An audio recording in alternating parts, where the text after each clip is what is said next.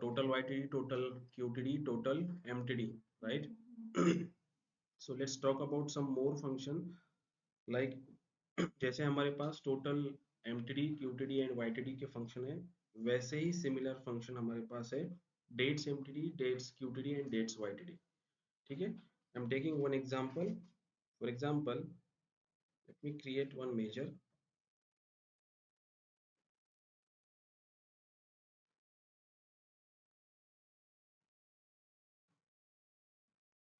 जैसे हमने total YTD calculate करने के लिए एक फंक्शन यूज किया था, टोटल YTD, राइट? तो डेट्स YTD फंक्शन यूज करने के लिए मुझे कैलकुलेट फंक्शन यूज करना पड़ता है. इनसाइड कैलकुलेट में डेट्स YTD फंक्शन यूज करूंगा and calculating same year to date sale. ठीक है, so I just rename it YTD sale using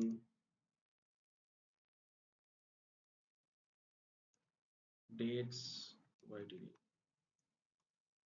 मैं सबसे पहले कैलकुलेट यूज करूंगा.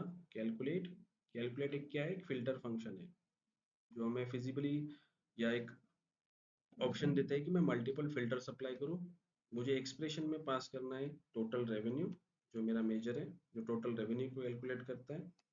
फिल्टर्स मैं पास करूंगा डेट्स YTD. देखो हमारे पास dates MTD, dates QTD and dates YTD ऐसे फंक्शंस है. ठीक है, so dates YTD functions except dates column and one optional year end date. So they, instead of passing optional parameter, I'm passing only calendar table का date.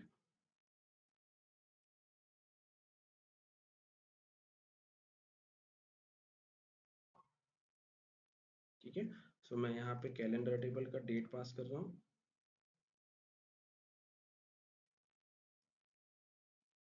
Simply hit enter.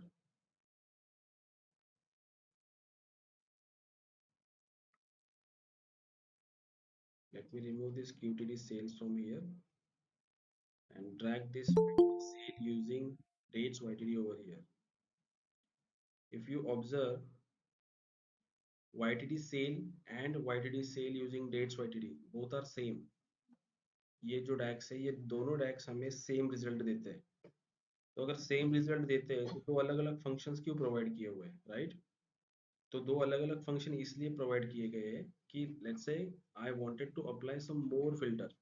When we applying total YTD filter, यहाँ पे हमें filtrations करने के लिए कोई option नहीं मिलता. जैसे this YTD sales doesn't have any filtration criteria. मैं इसमें लेट्स से मुझे कनाडा के लिए सेल निकालना है या किसी पर्टिकुलर ईयर पे फिल्टर लगाना है देन YTD सेल्स है, तो मैं टोटल YTD से नहीं कर सकता हूँ.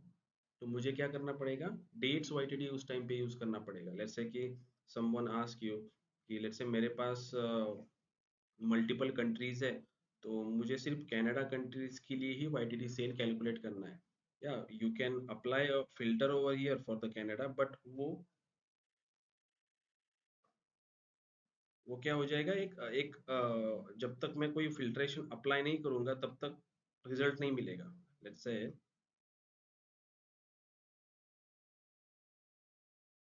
मैं यहाँ पे एक स्लाइसर क्रिएट कर रहा हूँ for the country.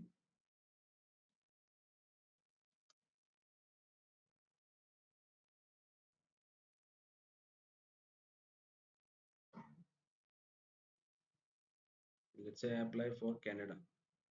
So this two measures gives me result for Canada, but मुझे यहाँ पे कंट्री कॉलम में वो सेलेक्ट करना पड़ रहा है, राइट? विदाउट सिलेक्शन, जैसे कल भी हमने देखा था कि कैलकुलेट फंक्शन हमने जब यूज किया था तो हम उसमें फिल्ट्रेशन अप्लाई कर सकते हैं. वो जो आउटपुट रहेगा वो उसी फिल्ट्रेशन के लिए मुझे पर्टिकुलर रिजल्ट देगा, वो चेंज नहीं होगा as per my slicer selections.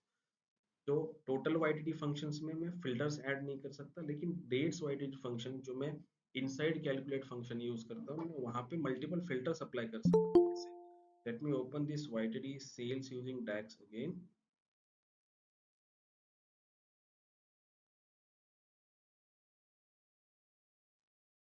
And यहाँ पे कॉमा करने के बाद सी मुझे मल्टीपल फिल्टर्स अप्लाई करने की यहाँ पे ऑप्शंस अवेलेबल है, क्योंकि ये कैलकुलेट फंक्शन है. We wrap this total dates YTD use as a filter for to calculate total revenue. So inside calculate we apply multiple filters. So I can apply, let's say, calendar, dim date, or year is equal to 2016,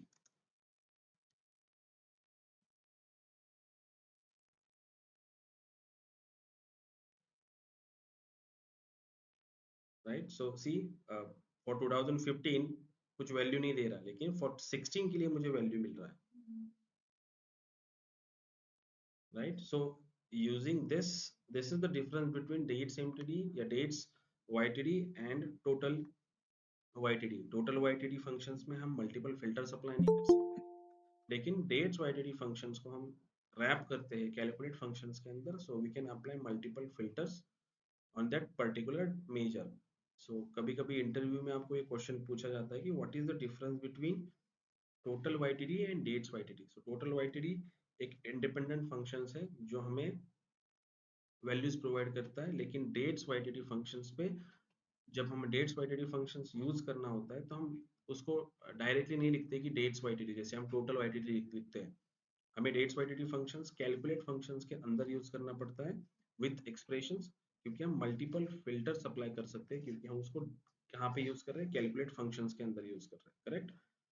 so similar जैसे dates ytd function है, वैसे we have two more functions, dates mtd, dates qtd. तो use case के हिसाब से आप use उसको use कर सकते हो. जैसे कि अगर मुझे simply year to date sale निकालना है, मंथ टू डेट सेल निकालना है, then I can use total ytd, total mtd और total qtd.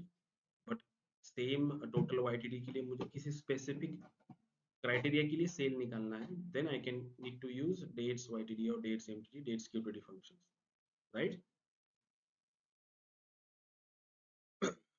Fine. So me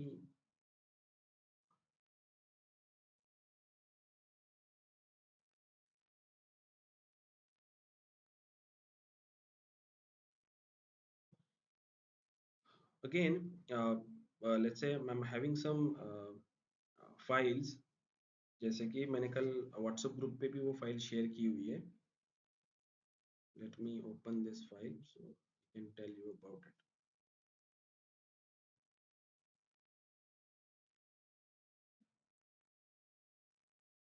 So I'm having this time intelligence functions, measures insights, multiple function जो available है, जैसे dates mtd qtd ytd, वैसे अलग अलग functions available है. If I with this, just copy all, control C, मैं power BI में जाऊंगा, यहाँ पे एक मेजर क्रिएट करूंगा इसका, ठीक है, new major.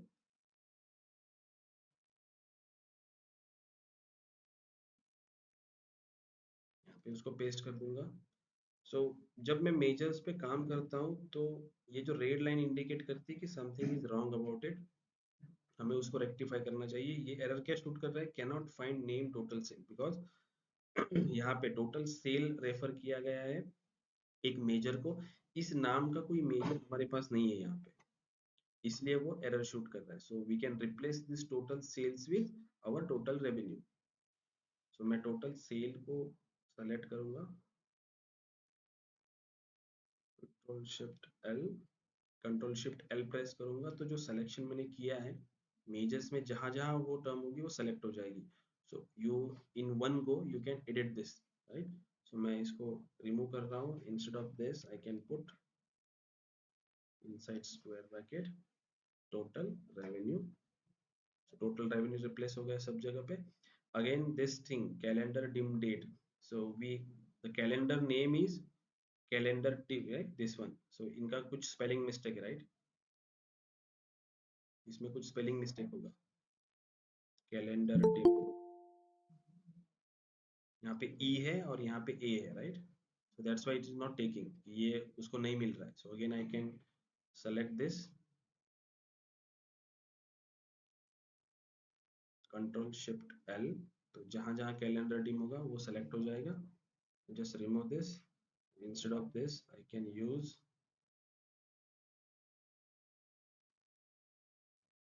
calendar, calendar dim date. Fine, error सारी रिमूव हो गए. Simply hit enter.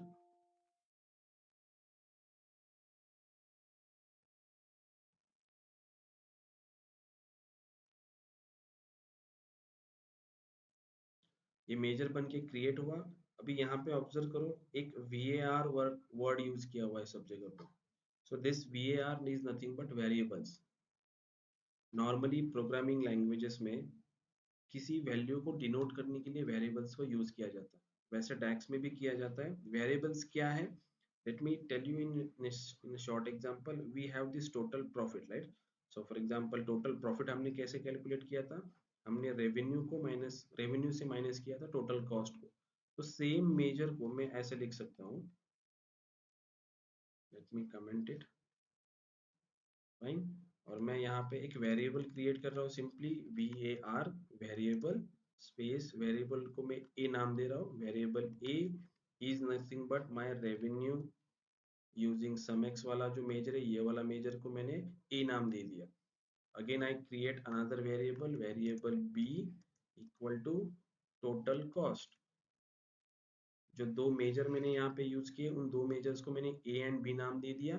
So simply I can do, अगर मुझे प्रॉफिट निकालना है तो मैं ए माइनस बी कर सकता हूँ। जब वेरिएबल्स में यूज करता हूँ तो उन वेरिएबल्स को एक्सप्रेशन में या फाइनल आउटपुट में यूज करने के लिए मुझे रिटर्न ऐसा वर्ड लिखना पड़ता है, दिस रिटर्न। उसके बाद मैं ऐसे सिंपली लिख सकता हूँ कि A minus B, A minus B is nothing but my variables.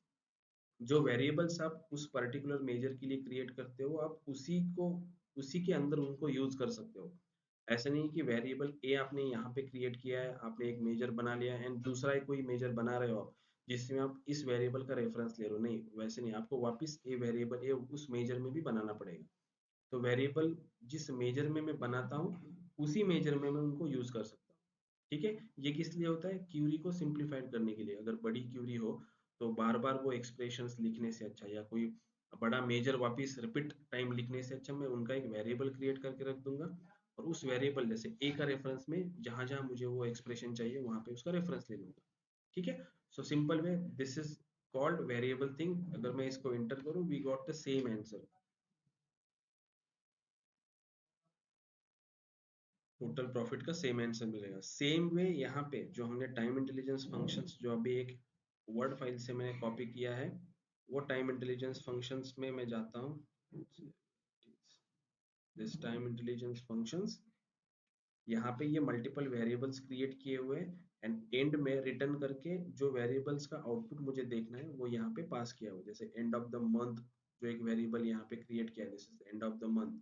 So and of the month का फंक्शन में क्या यूज किया हुआ है, and of the month functions and calendar dim की डेट। तो ये फंक्शन मुझे क्या आउटपुट देगा, ये आउटपुट जानने के लिए मुझे सिंपली इसको क्या करना पड़ेगा, इस टाइम इंटेलिजेंस फंक्शन के मेजर को मैंने यहाँ पे स्क्रीन पे ले लिया, इसको एक मिनट वर्ड फाइल पे कर दिया। सो दिस इज व्हाट 30 जून 2017। ये एक मुझे उस जितना डेटा सेट मेरे पास है, उस डेटा सेट की जो लास्ट डेट है, उस लास्ट डेट का जो मंथ रहेगा उसका एंड ऑफ द मंथ देगा मुझे।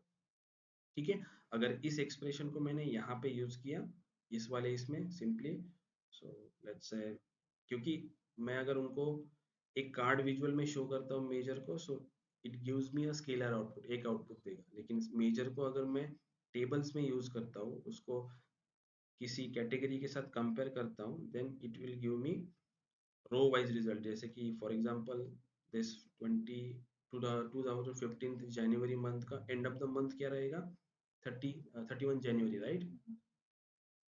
So I can drag this total into over here. See, 31st of January और February के लिए उसका लास्ट जो मंथ का डेट रहेगा वो। सो दिस पर्टिकुलर फंक्शंस क्या डिनोट करता है, एंड ऑफ द मंथ, किसी भी जो मंथ रहेगा उसकी एंड ऑफ द मंथ आपको वो देगा। ऐसे सिमिलर वे में यहाँ पे मल्टीपल फंक्शन यूज किए हुए हैं हमने। टोटल एमटीडी वाईटीडी फंक्शंस देख चुके, dates MTD, dates YTD, dates QTD. वैसे यहाँ पे डेट सेट फंक्शन है, ये functions we are going to see when we generating reports. ये फंक्शन हम देखेंगे, डेट्स ऐड, डेट्स बिटवीन वगैरह, राइट? तो बाकी के फंक्शंस का आउटपुट कैसे आता है, सो अगर मुझे क्रॉस चेक करना है कि now let's say this and of the year या नेक्स्ट डे, ये जो डैक्स है इसका आउटपुट क्या है, सो सिंपली मैं क्या करूंगा, इस नेक्स्ट डे को यहाँ से कॉपी कर लूंगा और नीचे जो एंड ऑफ द मंथ है इसको रिप्लेस कर दूंगा। इफ आई हिट एंटर, तो ये मेजर अभी मुझे ये नेक्स्ट डे का जो फंक्शन है इसका आउटपुट देगा।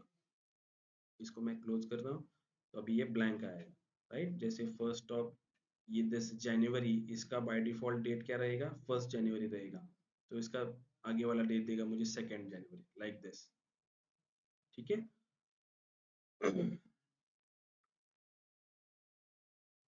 सो आपको क्या करना पड़ेगा, हर एक फंक्शंस को रिटर्न करना पड़ेगा आपके फाइल के अंदर, एंड क्रॉस चेक करना पड़ेगा कि जो फंक्शंस है वो फंक्शंस हमें आउटपुट क्या देते हैं।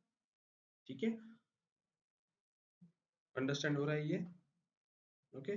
अब जो फंक्शंस आपको समझते नहीं है, एक बार उनको डैक्स गाइड पे जाके समझने की कोशिश करो कि दिस पर्टिकुलर फंक्शंस क्या आउटपुट देता है। जैसे कि ये नेक्स्ट डे फंक्शन है, so if I wanted to know about next day functions more, simply मैं यहाँ पे जाऊंगा डैक्स गाइड पे,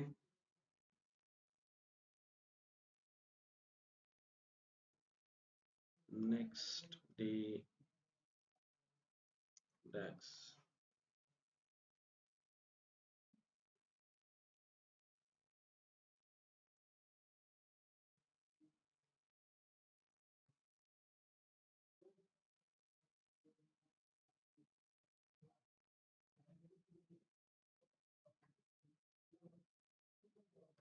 ये ऑफिशियल वेबसाइट है माइक्रोसॉफ्ट का, आप इस पे भी देख सकते हो। This is another website DAX guide, आप इस पे भी देख सकते हो। वो तो आपको सेम ही देगा, बट डैक्स गाइड कंपेरेटिवली अच्छा एक्सप्लेन करता है कंपेरेटिवली माइक्रोसॉफ्ट का official website. So I refer, always refer DAX guide. So next day functions का आउटपुट देता है, returns a next day, dates. आपको जो एट्रीब्यूट्स उसके अंदर पास करने होते हैं वो होता है dates, the name of a column containing dates, और one column table containing dates. मतलब जो हमारा कैलेंडर टेबल है उसके अंदर का डेट्स का कॉलम आपको पास करना पड़ेगा इसके अंदर। ठीक है। इसके कुछ एग्जाम्पल भी दिए होंगे यहाँ पे।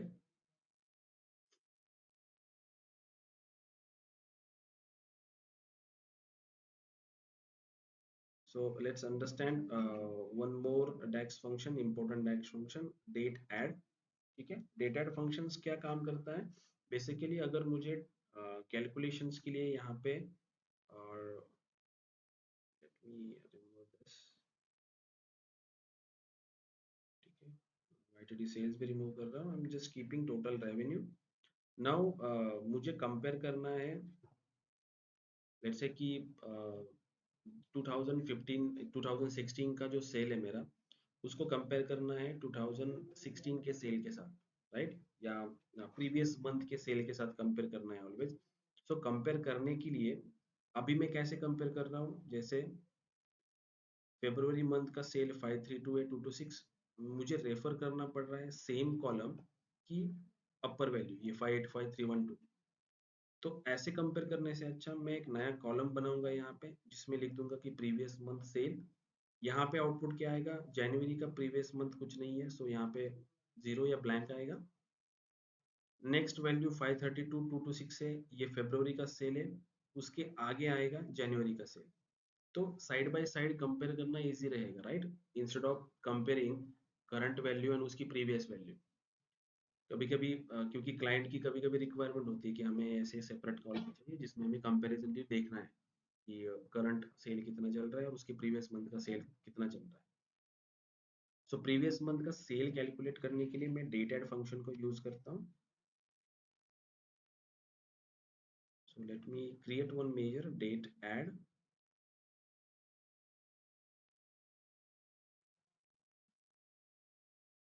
सो मैं इसको नाम दे रहा हूँ previous month sale is equal to, I need to use calculate functions. Calculate, क्या कैलकुलेट करना है, टोटल रेवेन्यू को कैलकुलेट करना है, किस एक्सप्रेशन के लिए, किस फिल्ट्रेशन के लिए कैलकुलेट करना है, डेट ऐड के लिए कैलकुलेट करना है, right. Date add function, date add functions में मुझे 3 आर्गुमेंट देने पड़ते हैं। फर्स्ट आप दोगे कैलेंडर टेबल का डेट का कॉलम, सेकेंड दोगे कि कितने इंटरवल आपको पीछे जाना है या आगे जाना है। अगर आपने इंटरवल प्लस में दे दिया तो आप आगे चले जाओगे, माइनस में दिया तो पीछे चले जाओगे। तो मैं यहाँ पे कैलेंडर टेबल की डेट का कॉलम पास कर रहा हूँ फर्स्ट पैरामीटर, कॉमा करके नंबर ऑफ इंटरवल जो है, बोलो तुषार। तुषार, ठीक है। सो डेट ऐड में मैंने फर्स्ट आर्गुमेंट पास किया कैलेंडर टेबल की डेट, सेकंड आर्गुमेंट पास करना होता है इंटरवल। इंटरवल मतलब मैं चाहता हूँ कि एक मंथ प्रीवियस जाके मैं सेल की वैल्यू कैलकुलेट करूँ, सो आई एम पासिंग -1। -1 के बाद वो मुझे पूछेगा कि जो -1 आपने पास किया है, दिस रेफर्स टू एक previous day, previous month, previous quarter और previous year. So we are interested in month, right? Previous month. So I am passing interval in month. Number of interval is -1. अगर मैंने यहाँ पे सिर्फ 1 लिखा होता, so ये मुझे +1 मतलब आगे वाले मंथ का देता, ठीक है। So मैं इसको क्लोज कर रहा हूँ and hitting enter,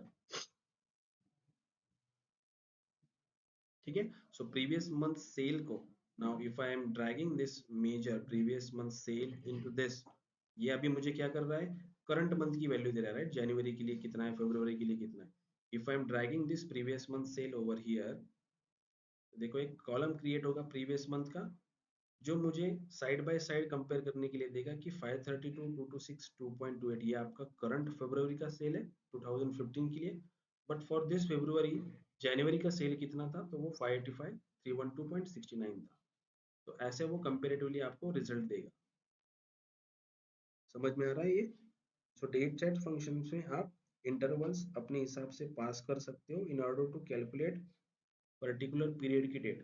अभी हो सकता है कि मैं प्रीवियस मंथ में इंस्टेड नहीं हूँ, मैं प्रीवियस ईयर में हूँ, सो इंटरवल में मैं -1 कर दूंगा और जहाँ पे मैंने मंथ पास किया है वहाँ पे मैं ईयर पास करूँगा। तो ईयर जब मैं पास करूंगा तो क्या आउटपुट देगा वो, फॉर 2000 लेट्स से कि मैंने वहाँ पे ईयर पास किया होता, सो जनवरी 2015 के लिए वो कौन सी वैल्यू देता मुझे, 14 की वैल्यू हमारे पास नहीं है, राइट। हमारे पास डेटा में 14 की वैल्यू नहीं है। सो लेट्स से मैंने यहाँ पे ईयर पास किया, interested in previous year. Let's see DAX कैसे बिहेव करता है।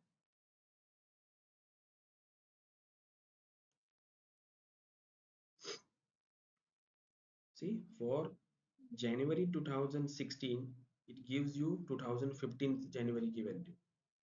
तो मैं प्रीवियस हर एक मंथ की प्रीवियस ईयर की वैल्यू कंपेयर कर सकता हूँ, राइट।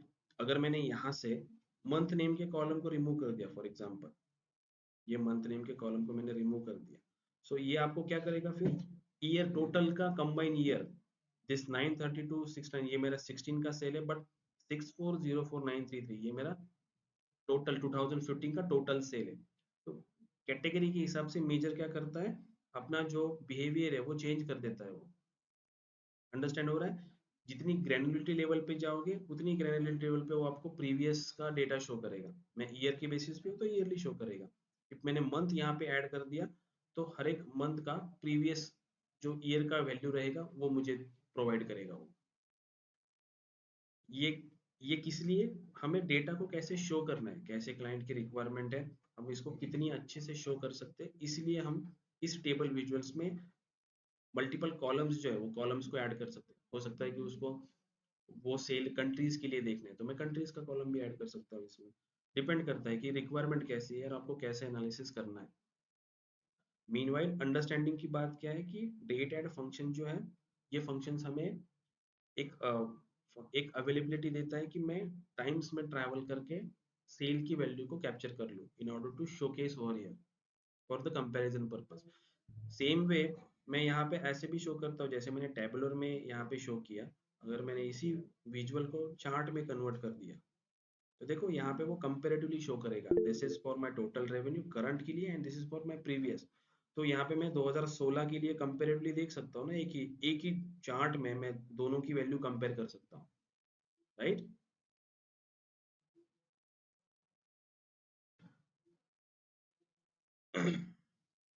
ठीक है। जैसे डेट्स ऐड फंक्शन है वैसे डेट्स बिटवीन फंक्शन है। डेट्स बिटवीन सिंपली जैसे नाम में ही है उसको, आपको किसी पर्टिकुलर डेट्स के बिटवीन का सेल चाहिए। जैसे मुझे जनवरी 2015 से लेके मार्च एंडिंग तक ही सेल चाहिए, दो बस 3 महीने का सेल चाहिए। सो उस केस में मैं कैसे कैलकुलेट करूंगा, इंस्टेड ऑफ डेट ऐड में डेट्स बिटवीन सेल यूज करूंगा। और जो आर्गुमेंट है वहां पे आर्गुमेंट क्या रहेगी, आपकी स्टार्ट डेट क्या रहेगी, एंड डेट क्या रहेगी, वो डेट्स आप पास करो and you will get the result. Same यहाँ पे जो हमने टाइम इंटेलिजेंस फंक्शंस यूज किया हुआ है, इसमें भी वही बताया। देखो डेट्स बिटवीन में यहाँ पे क्या calculate total revenue is our expression. किसके लिए मुझे टोटल रेवेन्यू कैलकुलेट करना है? डेट्स बिटवीन कैलेंडर टीम की डेट का कॉलम, ये मेरा फर्स्ट डेट है। This is also the function calendar dim date का फर्स्ट डेट देगा। वो फर्स्ट डेट फंक्शन क्या करता है आपको, जो आपका कैलेंडर टेबल का डेट का कॉलम है उसकी पहली तारीख देगा, मतलब 1 जनवरी 2015। लास्ट डेट फंक्शन क्या करेगा, कैलेंडर डिम डेट के कॉलम के अंदर की लास्ट डेट देगा, मतलब दो डेट मुझे मिल गई, फर्स्ट डेट लास्ट डेट मिल गई। तो उस पर्टिकुलर डेट के अंदर का सेल वो मुझे देगा, डेट्स बिटवीन फंक्शंस। ठीक है। सेम डेट डिफ फंक्शन क्या करता है, डेट डिफ फंक्शंस मुझे इंटरवल प्रोवाइड करता है। लेट्स से कि आई वांटेड टू कैलकुलेट दो डेट्स के बीच का डिफरेंस कैलकुलेट करना है मुझे, वो मुझे डे में चाहिए, ईयर में चाहिए, right. So kind of result मैं कर सकता हूँ। लेट्स से कि मैंने यहाँ पे एक मेजर बना लिया।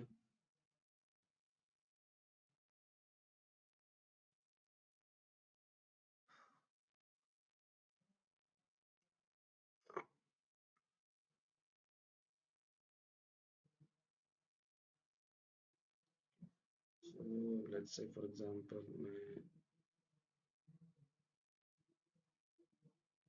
इसको छोटा कर रहा हूँ, और यहाँ पे मैं एक टाइम बीइंग के लिए एक टेबल क्रिएट कर रहा हूँ। इस टेबल में मैं अभी प्रोवाइड कर रहा हूँ मेरी order date, we have order date, right. So मैंने ऑर्डर डेट को यहाँ पे पास कर दिया, and then I am passing stock date also.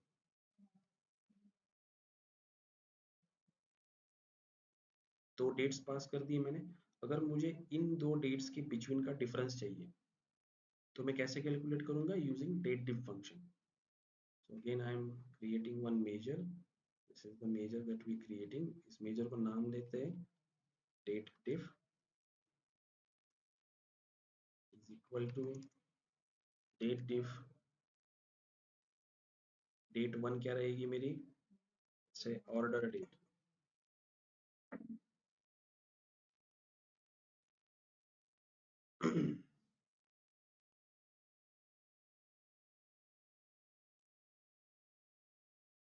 Okay. सो आप कॉलम का रेफरेंस लेके नहीं बना सकते, आपको सेपरेटली एक कॉलम बनाना पड़ेगा अगर आपको वैसे रिजल्ट चाहिए।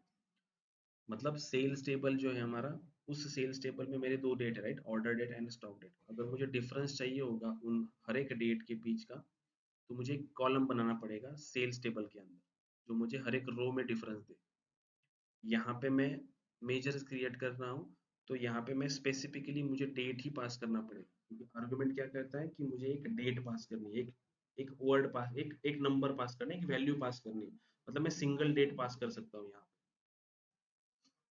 Same way date one date two, and then interval. Interval मतलब मैं डिफरेंस जो है वो किस में चाहता हूँ, मैं डे में चाहता हूँ, मैं मंथ में चाहता हूँ, मैं ईयर में डिफरेंस चाहता हूँ। काइंड ऑफ डिफरेंस आप दे सकते हो। सो मैं यहाँ पे सिंपली ऐसे बोल सकता हूँ कि डेट डेट में मैं पास करूंगा, let's say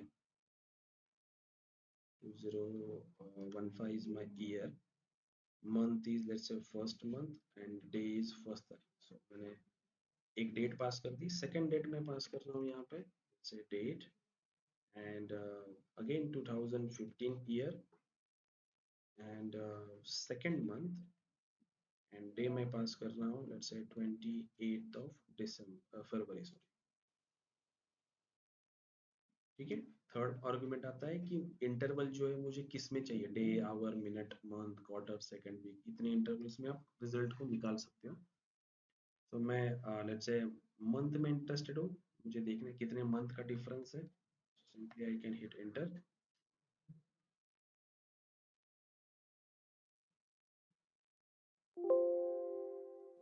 if I drag this date diff over here and convert in so difference is 1 month, एक मंथ का डिफरेंस है दोनों में, जनवरी एंड फरवरी के बीच में। If I change this interval into day,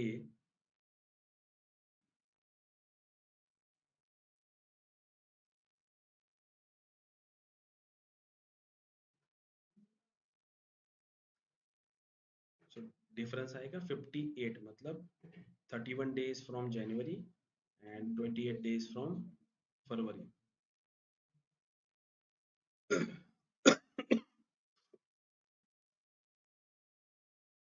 Okay, so kind of a function is used in order to calculate जो हमारा एक्चुअली एनालिसिस में जो हमें चाहिए रिजल्ट, उस हिसाब से आपको फंक्शन चूज करना है एंड उसको यूज करना है.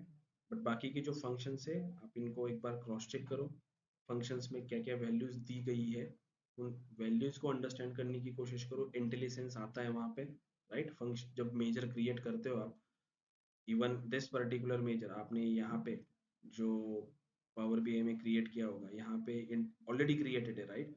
सो आप अगर आपको देखना है कि लेट्स से दिस डेट्स एमटीडी में क्या क्या आर्गुमेंट पास होते हैं, आप डेट्स गाइड को यूज कर सकते हो इन ऑर्डर टू अंडरस्टैंड कि डेट्स एमटीडी फंक्शंस में क्या यूज होता है. Also dates in period function को अगेन डेक्स गाइड पे आप देख सकते हो कि क्या है, क्योंकि इंटेलिजेंस यहाँ पे डायरेक्टली ओपन नहीं होगा, आपको ये रिमूव करना पड़ेगा, देन इंटेलिजेंस ओपन होगा. जैसे फॉर एग्जांपल ये डेट्स इन पीरियड की टर्म है, राइट. अगर मैंने इसको कट कर लिया कंट्रोल एक्स करके, यहाँ पे मैंने वापस टाइप कर दिया डेट्स इन पीरियड, तो फिर डेट्स इन पीरियड का इंटेलिजेंस आपके सामने आ जाएगा यहाँ पे कि कौन से आर्गुमेंट आपको पास करने होते हैं डेट्स इन पीरियड के अंदर.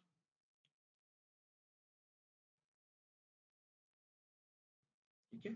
तो जैसे मेरे पास ये टाइम इंटेलिजेंस फंक्शंस है, वैसे ही कुछ टेक्स्ट फंक्शंस है, क्योंकि टाइम इंटेलिजेंस फंक्शंस जो मेरे डेट के कॉलम है उसके ऊपर काम करेंगे, लेकिन हो सकता है कि मुझे कुछ टेक्स्ट के जो कॉलम है उनके ऊपर काम करना है, कोई कॉन्केटेशन करना है, कोई वैल्यूज को कंबाइन करना है, मर्जिंग करना है, कुछ एक्सट्रैक्ट करना है. इनके लिए भी मुझे, जैसे पावर क्वेरी एडिटर में हमने टेक्स्ट बिफोर डिलिमिनेटर, आफ्टर डिलिमिनेटर, ऐसे मल्टीपल ऑप्शंस टेक्स्ट कॉलम के ऊपर अप्लाई किए थे, राइट, कुछ वैल्यू को एक्सट्रैक्ट करने के लिए. मर्ज कॉलम को यूज किया था कॉलम्स को मर्ज करने के लिए. तो सिमिलर वे हमारे पास टेक्स्ट फंक्शंस भी अवेलेबल है. कौन से टेक्स्ट फंक्शंस इंपॉर्टेंट है, just list it out it. आप एक बार उनको भी देख लेना.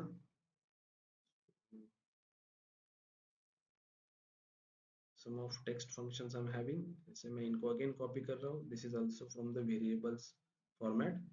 हर एक जो वेरिएबल्स है आप उसको इंडिविजुअली रन करो एंड क्रॉस चेक की आउटपुट को क्या मिलता है.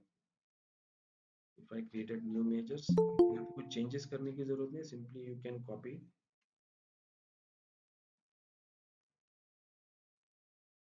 simply hit enter, right. And if I drag this take text functions over in the screen, let me convert into the card visual. So पहला आउटपुट मुझे दे रहा है समथिंग रोहित अग्रवाल, नाम जो है वो दे रहा है. If I go to this text function,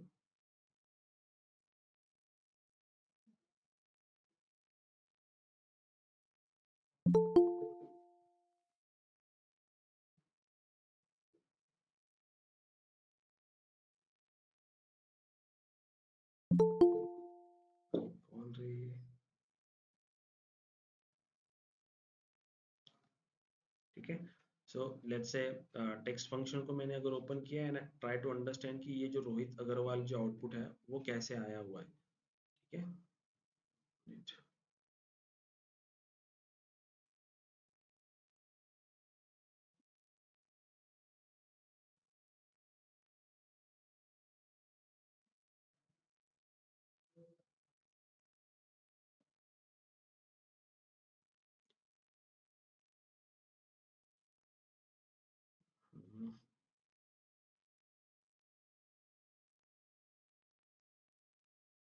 sometime it's stuck.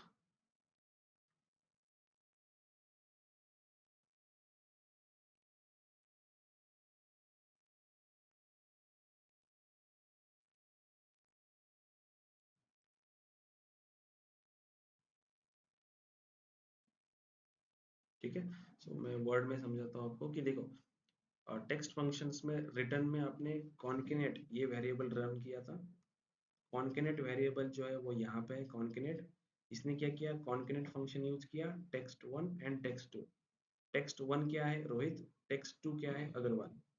तो कॉन्केनेट फंक्शंस का आउटपुट रहेगा रोहित अग्रवाल, राइट. जैसे कंबाइंड वैल्यूज है, अगर इनके बीच में मुझे कोई सेपरेटर पुट करना है, then I can use combine values function. पहले सेपरेटर आएगा, टेक्स्ट वन रोहित है, टेक्स्ट टू अग्रवाल है, तो आउटपुट में आएगा Rohit hyphen Agarwal, right. Again this blank function जो है, ये blank functions blank you output में ब्लैंक प्रोवाइड करते हैं। कभी कभी हमें एरर शूट करते हैं, कभी कभी मेजर्स में अनएक्सपेक्टेड आउटपुट आता है, तो हमें कॉलम्स में कोई वैल्यू शो नहीं करनी है, हमें वहाँ पे ब्लैंक शो करना है। तो उस केस में आप ब्लैंक को यूज कर सकते हो मेजर्स में, कि अगर आउटपुट जनरली इफ स्टेटमेंट में यूज होता है कि अगर आउटपुट मेरा जो कंडीशंस में पुट कर रहा हूँ उसका रिजल्ट अगर सही है, मतलब रिजल्ट अगर मुझे मिल रहा है, तो मुझे लेट्स से वन पास करो। लेकिन रिजल्ट नहीं मिल रहा है, अल्टरनेट रिजल्ट, मुझे फॉल्स रिजल्ट मिल रहा है, तो उस टाइम पे तुम ब्लैंक पास करो, कुछ भी मत आउटपुट दो, मुझे ब्लैंक ही चाहिए वहां पे। तो वैसे केस में आप ब्लैंक को यूज कर सकते हो, ठीक है। इस यूनिक कोड जो होता है, हर एक जो अपने टेक्स्ट होते हैं उनका एक यूनिक कोड होता है, वो यूनिकोड्स भी आपको ये प्रोवाइड करता है। इनका ज़्यादा यूज़ नहीं होता, बट फंक्शंस अवेलेबल है यूनिकोड करके, जो आपको टेक्स्ट जो पास करते हैं, मतलब जो ABCD आपके लेटर्स होते हैं, हर एक लेटर्स के एक यूनिकोड डिफाइन होता है। तो अगर किसी लेटर्स के आपको यूनिकोड चाहिए होंगे तो आप यूनिकोड फंक्शंस यूज कर सकते हो। अगेन यहाँ पे फॉर्मेट फंक्शंस हमने ऑलरेडी देखा।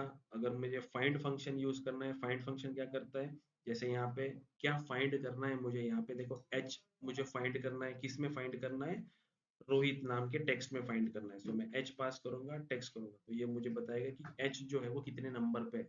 रोहित जो नाम है उसमें एच जो है कितने नंबर पे, 3 नंबर पे, तो आउटपुट में 3 देगा ये फाइंड फंक्शन, ठीक है। अगेन लेफ्ट जो फंक्शन रहेगा, जैसे हमने पावर क्यूरी एडिटर में भी देखा हुआ है, अगर मुझे लेफ्ट से कुछ कैरेक्टर चाहिए तो मैं वहां से एक्सट्रैक्ट कर सकता हूँ, राइट से कुछ चाहिए तो मैं राइट से एक्सट्रैक्ट कर सकता हूँ। जैसे लेफ्ट से मुझे 2 कैरेक्टर चाहिए, तो लेफ्ट फंक्शन यूज करके मैं कॉलम का नाम एंड 2 नंबर पास करूंगा वहां पे, तो मुझे वो 2 कैरेक्टर निकाल के देगा लेफ्ट साइड से। अगर राइट से चाहिए तो राइट से देगा, ठीक है। रिप्लेस करना रहेगा, रिप्लेस जैसे कि replace text one one two R H, मतलब टेक्स्ट वन में फर्स्ट जो रहेगा, फर्स्ट एंड सेकंड कैरेक्टर को रिप्लेस करो आर एच नाम से, तो टेक्स्ट वन में वो रिप्लेस कर देगा उसको, ठीक है।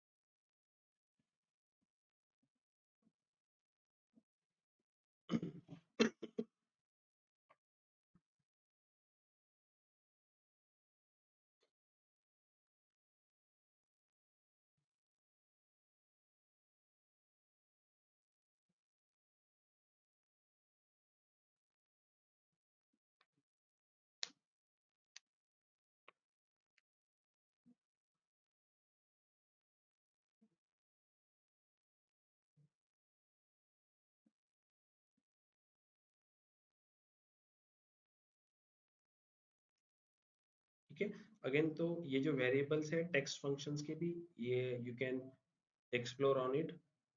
आप एक एक वेरिएबल्स को रन करके चेक करो कि आउटपुट में आपको क्या मिल रहा है। सिंपल एंड स्ट्रेट फॉरवर्ड है, इसमें कुछ ज़्यादा कॉम्प्लिकेटेड कुछ है नहीं है, राइट। आपको इंडिविजुअली रिजल्ट पता चल जाएगा जैसे जैसे आप वेरिएबल्स रन करोगे एंड कंपेयर करोगे कि टेक्स्ट के साथ,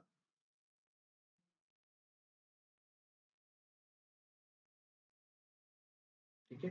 सो one more important concept regarding DAX is all selected and all except. ये 3 जो डैक्स फंक्शंस है वो मल्टीपल टाइम्स यूज होते हैं। इस पे क्वेश्चनिंग भी किया जाता है कि डिफरेंस क्या है all all selected all accept के अंदर। और ये जो फंक्शंस है, ये फंक्शंस हमें मल्टीपल यूज केस में यूज करने पड़ते हैं। जैसे फॉर एग्जांपल मुझे अगर ईयर टू ईयर ग्रोथ निकालनी है, ईयर टू ईयर ग्रोथ कैसे निकालते हैं हम, जैसे कि मैं हमारे पास डेटा है जैसे 15, 16, 17 का, और मुझे ईयर टू ईयर ग्रोथ निकालनी है 16 के लिए, 2016 के लिए। तो उस टाइम पे मुझे ग्रोथ निकालनी रहेगी, तो फॉर्मूला रहेगा कि मैं जो मेरा करंट सेल रहेगा, करंट सेल को मतलब 2000 सेल के सेल को मैं 2015 की सेल से माइनस कर दूं, एंड देन 2015 के सेल से डिवाइड कर दूं उसको। तो जो परसेंटेज निकल के आएगा उतना परसेंटेज क्या होगा मेरा, अगर इंक्रीज हुआ रहेगा तो उतना परसेंटेज से मेरा सेल इंक्रीज हुआ है कंपेरेटिवली 2015 से। This is called year to year growth. तो growth can be month to month, और ग्रोथ डिपेंड करता है कि आपको ग्रोथ का कैलकुलेशंस करना कैसे करना है, बट कंसेप्ट आर सेम। आपको करंट सेल को माइनस करना है प्रीवियस सेल से एंड डिवाइड करना है अगेन प्रीवियस सेल से। So kind of a formula is there. लेकिन अगर मुझे करंट सेल को कैलकुलेट करना है प्रीवियस सेल से एंड डिवाइड भी करना है प्रीवियस सेल से, तो मुझे दो वैल्यूज निकालनी पड़ेगी पहले, मतलब एक मेजर बनाना पड़ेगा जो मुझे करंट सेल देगा, जो कि हमारा टोटल रेवेन्यू होगा। मुझे प्रीवियस मंथ का, लेट से प्रीवियस ईयर का सेल निकालना पड़ेगा, जैसे हमने डेटेड फंक्शंस यूज करके प्रीवियस ईयर का सेल निकाला, राइट। तो इस वे से मैं year to year growth calculate कर सकता हूँ। लेकिन अगर मुझे ऐसे शो करना है, जैसे कंट्री वाइज मैं सेल देख रहा हूँ, ठीक है, मेरे पास 5 कंट्रीज है, let me create one table over here, and इस कंट्रीज में मैंने let's say instead of this year previous month sale मैंने यहाँ पे पुट किया कंट्रीज।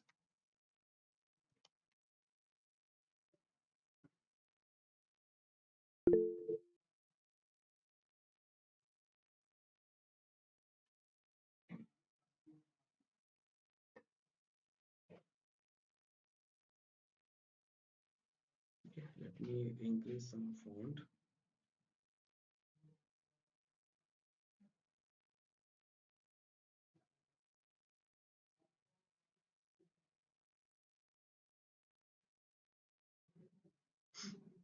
ठीक है, सो मेरे पास ये एक विजुअल है जिसमें मुझे हर एक कंट्री का सेल दिख रहा है, राइट। और टोटल सेल दिख रहा है 24,94,567। तो मुझे ये जानना है कि यूनाइटेड स्टेट्स का जो सेल है वो इस टोटल का कितना परसेंटेज में है। समझ में आ रहा है? जैसे इसका सेल कितना है 7,938,994, तो ये सेल इस टोटल का कितना परसेंटेज में है। तो ये कैलकुलेशन कैसे करेंगे हम, इन जनरल प्रैक्टिस में पूछ रहा हूँ कि अगर मुझे हर एक कंट्री का परसेंटेज निकालना है, उसका परसेंटेज कितना है, जैसे कि इसको अगर मैंने 100% पकड़ा इस टोटल सेल को, तो हर एक कंट्री का कंट्रीब्यूशन कितना है उस 100%, राइट। तो टोटल जो रहेगी, ये टोटल हमें कैसे निकालनी पड़ेगी, एक मेजर से निकालनी पड़ेगी। लेट्स से कि यहाँ पे मुझे एक कॉलम क्रिएट करना पड़ेगा, अगर मैं सिंपल वे में जाऊँ तो यहाँ पे एक लेट्स से मैं कॉलम दिखा दूंगा, जहाँ पे वो क्या करेगा, हर एक कंट्री के सामने उस टोटल जो है 24,914 वो सेल दिखाएगा यहाँ पे। अगर वो सेल मुझे मिल जाए एक बार, देन आई कैन सिंपली इस टोटल रेवेन्यू जो इंडिविजुअल टोटल रेवेन्यू है उसको उसको डिवाइड कर सकता हूँ इस टोटल से, ताकि मुझे परसेंटेज पता चले कि इस टोटल में इसका कितना परसेंट है। समझ में आ रहा है कैलकुलेशंस? तो हमें पहले टोटल निकालनी पड़ेगी। ये टोटल कैसे निकालेंगे हम, उसके लिए हमें नॉर्मली ये जो फिल्टर एक्सप्रेशंस होते हैं या फिल्टर कॉन्टेक्स्ट जिसको बोला जाता है, फिल्टर इवैल्यूएशन जिसको बोला जाता है, मैं इस विजुअल में टोटल रेवेन्यू का जो एक मेजर है, इस मेजर को जब मैंने पास किया, तो उसने क्या किया कि हर एक कंट्री वाइज उसको डिस्ट्रीब्यूट कर दिया कि उसका सेल कितना है। तो ये होता है एक फिल्टर कॉन्टेक्स्ट। ठीक है, ये होता है एक फिल्टर कॉन्सेप्ट, इसको हम विजुअल लेवल फिल्ट्रेशन भी बोलते हैं, कि हर एक जो मेजर को जो कैटेगरी के लिए आपने यूज किया हुआ है उस विजुअल के अंदर, वो क्या करता है उस मेजर को डिस्ट्रीब्यूट कर देता है कि जैसे यूनाइटेड स्टेट्स के लिए इसका सेल कितना है, ऑस्ट्रेलिया के लिए कितना है। ये आपने नहीं किया, ये पावर बीआई ने डिस्ट्रीब्यूट कर दिया है उस पर्टिकुलर मेजर को, हर एक रो में एक वैल्यू आपको दे रहा है। तो इसको हम बोलेंगे फिल्टर कॉन्टेक्स्ट। ये फिल्टर कॉन्टेक्स्ट बैकएंड में कैसे फ्लो होता है, जो मॉडल हमने बनाया है, ये मॉडल हमने बनाया, ये फिल्टर कॉन्टेक्स्ट की कंसेप्ट मैंने आपको बताई है, right. Filter context and row context बताया है ना। तो फिल्टर कॉन्टेक्स्ट कैसे पास होता है, जैसे इस प्रोडक्ट हमारा जो टेरिटरी का जो टेबल है, यहाँ पे कंट्रीज के कॉलम है, एंड सेल्स फैक्ट टेबल में हमारे क्या है, कंट्रीज के आईडी है, ठीक है। तो अरे अगर कंट्री का सेल मुझे निकालना है, तो कंट्री का सेल अगर मुझे निकालना है तो क्या करेगा वो, इस कंट्री से, ये जो कंट्री का कॉलम है, इस कॉलम में से जो ये जो हमने रिलेशनशिप बनाई हुई है इस सेल्स फैक्ट टेबल के साथ, कौन से बेसिस पे बनाई है, जो हमारा सेल्स टेरिटरी की है उसके बेसिस पे बनाई है। तो ऐसे कंसिडर करके चलो कि सेल्स फैक्ट टेबल में मेरे पास 100 रोज है, राइट। 20 रोज लेट से कनाडा के लिए है, मतलब कनाडा का सेल है 20 रोज में, 30 रोज में जर्मनी का सेल है, 10 रोज में इंडिया का सेल है, वट एवर कंट्रीज हमारे पास है। तो अगर मुझे कनाडा के लिए सेल निकालना पड़ेगा, तो ये जो फिल्टर कॉन्टेक्स्ट है ये क्या करेगा, कनाडा का जो आईडी आपने कनेक्ट किया हुआ है सेल्स पैक टेबल के साथ, वो आईडी को वो पास करेगा सेल्स पैक टेबल में, उस सेल्स पैक टेबल को फिल्टर आउट करेगा, एक वर्चुअल टेबल क्रिएट करेगा जिसमें सिर्फ कनाडा के लिए सेल्स के लिए जितने रोज अवेलेबल रहेंगे वो रोज रहेंगे, एंड देन फिर उन रोज को सम करके आपको वो सेल दे देगा कि कनाडा के लिए इतना सेल है। सो ये बैकएंड में होता है, ये क्या होगा, एक फिल्टर कॉन्टेक्स्ट हुआ, राइट। अगर मैं टेबल में, इस टेबल में मैंने वैल्यूज को पास किया है तो ये एक फिल्टर कॉन्टेक्स्ट का एग्जांपल है। अनदर एग्जांपल क्या है कि मैं यहाँ पे एक स्लाइसर क्रिएट करूँ और उस स्लाइसर्स में मैं कनाडा को सेलेक्ट करूँ, सर्च को मतलब सेलेक्ट करूँ, मतलब मैं फिल्टर अप्लाई कर रहा हूँ। तो बैकएंड में सेम प्रोसेस होगा, कनाडा का फिल्टर आपने पास किया है तो कनाडा का फिल्टर उस रिलेशनशिप के थ्रू सेल्स पैक टेबल में जाएगा, सेल्स पैक टेबल को फिल्टर आउट करेगा ऑन द बेसिस ऑफ की, जिस की के बेसिस पे आपने कनेक्ट किया हुआ है दो टेबल्स को, उस टेबल को फिल्टर आउट करके एक वर्चुअल टेबल बनाएगा, एंड देन सेल का जो कॉलम रहेगा उसको सम करके आपको कनाडा का सेल दे देगा, ठीक है। तो विजुअल लेवल फिल्ट्रेशंस, या मैं इसको मैं बोलूंगा implicit filtration, this is my implicit filtrations. Explicit filtration मतलब मैं विजुअल लेवल पे एक्सटर्नली बाहर से स्लाइसर क्रिएट करके फोर्सफुली बोल रहा हूँ कि विजुअल पे मुझे तुम कनाडा का ही डेटा दिखाओ, this is kind of a external filtering, right. So ये फिल्टर कॉन्टेक्स्ट, फिल्टर इवेल्युएशन जो है, इसको कंट्रोल करने के लिए मैं यूज करता हूँ ऑल ऑल सेलेक्टेड फंक्शंस, ठीक है। अगर लेट्स से कि ये जो विजुअल है यहाँ पे फिल्टर कॉन्टेक्स्ट अप्लाई हो रहा है, टोटल रेवेन्यू को डिस्ट्रीब्यूट करता है, लेकिन अगर मैं एक वापस से मेजर बनाऊं टोटल रेवेन्यू का, जिसमें मैं इस कॉन्टेक्स्ट को कंट्रोल कर रहा हूँ और उसको फोर्सफुली बोल रहा हूँ कि तुम जो फिल्ट्रेशन लगा रहे हो, तुम जो टोटल रेवेन्यू की जो वैल्यू को डिस्ट्रीब्यूट कर रहे हो हर एक कंट्री वाइज, तुम डिस्ट्रीब्यूट मत करो, हर एक रो के लिए मुझे टोटल जो वैल्यू है टोटल रेवेन्यू की वही प्रोवाइड करो। मतलब तुम इग्नोर करो इस फिल्टर कॉन्टेक्स्ट को जो विजुअल लेवल पे अप्लाई हो रहा है, या कोई बाहर से भी अगर तुमको कमांड दे रहा है कि कनाडा का सेल मुझे दिखाओ, तभी भी तुम उनको अवॉइड करो। कैसे, let me create one major,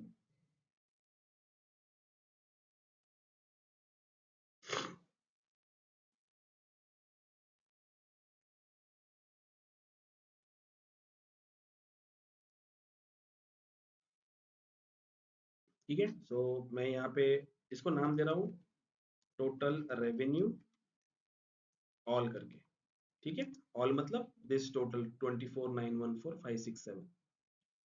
यहाँ पे मैं यूज करूंगा कैलकुलेट। कैलकुलेट क्या करना है हमें, कैलकुलेट करना है टोटल रेवेन्यू जो हमने ऑलरेडी निकाल के रखा हुआ है, लेकिन उस पर्टिकुलर, हाँ,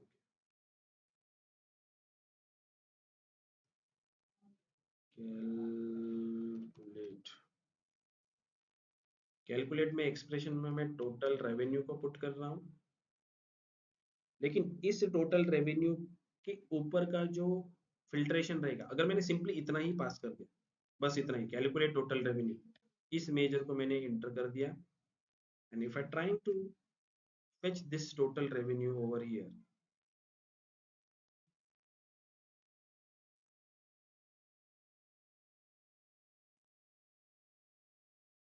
ये जो दो मेजर है मुझे सेम रिजल्ट दे रहे हैं, राइट। तो ये जो नया मेजर है इसमें हमें एक्सपेक्टेड क्या था, हर एक रो के लिए उसने मुझे ये वैल्यू देनी चाहिए थी 24,914। अभी ये क्या कर रहा है, फिल्टर कॉन्टेक्स्ट को फॉलो कर रहा है, ये मेजर फिल्टर कॉन्टेक्स्ट को फॉलो कर रहा है, जैसी मेरी कैटेगरीज है उस हिसाब से वो मुझे रिजल्ट दे रहा है। लेकिन यहाँ पे अगर मैं ऐसे करूँ से ऑल ऑल फंक्शन होता है, returns all the rows in table or all the values in a column ignoring any filters that might have been applied. मतलब अगर उस टेबल के ऊपर उस कॉलम के ऊपर कोई एक्सटर्नल फिल्टर अप्लाई कर रहे हैं आप, या कोई इम्प्लिसिट मतलब इंटरनली टेबल या विजुअल के अंदर फिल्ट्रेशन हो रहा है, तो उन दोनों फिल्टर्स को तुम इग्नोर करो। ठीक है, यहाँ पे हमने कंट्री का जो कॉलम यूज किया है, टेरिटरी डिम से जो कंट्री का कॉलम यूज किया हुआ, राइट। तो मैं अगर यहाँ पे टेरिटरी डिम ऑल के अंदर टेरिटरी डिम का कंट्री का कॉलम पुट करूं, जो कॉलम मैंने यहाँ पे इस विजुअल में यूज किया हुआ, ठीक है। नाउ ऑब्जर्व कि आउटपुट क्या आता है।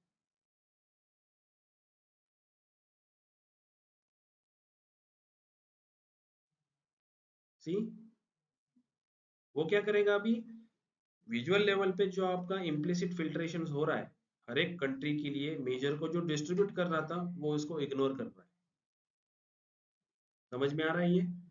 Now if we having this value, now percentage निकालना इजी है अभी, राइट। परसेंटेज कैसे निकालेंगे, हम सिंपली इसको डिवाइड बाई इसको कर देंगे। तो मैं अगेन एक नया मेजर बनाऊंगा। जब मुझे डिवाइडेशन करना है तो मेरे पास दो ऑप्शन, दो फंक्शंस अवेलेबल है। एक तो नॉर्मली हम क्या करते हैं, एक वैल्यू स्लैश प्रोवाइड करते हैं फॉर द डिवाइडेशन पर्पस, दूसरी वैल्यू।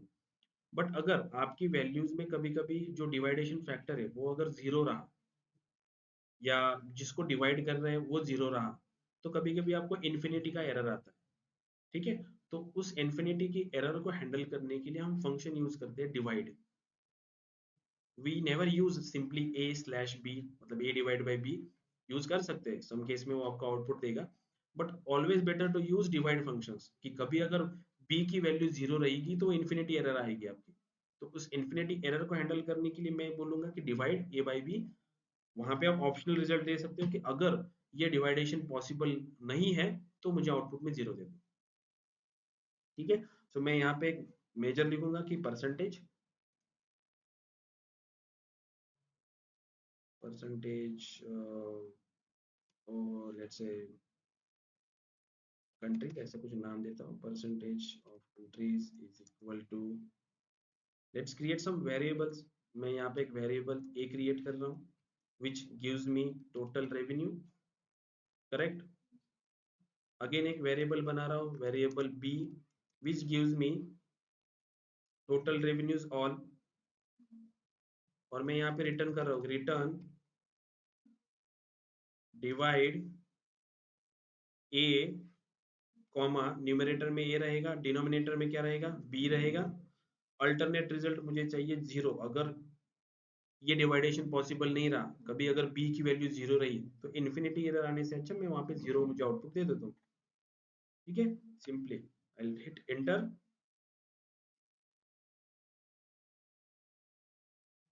इस परसेंटेज को मैं ड्रैग करके यहाँ पे पुट कर,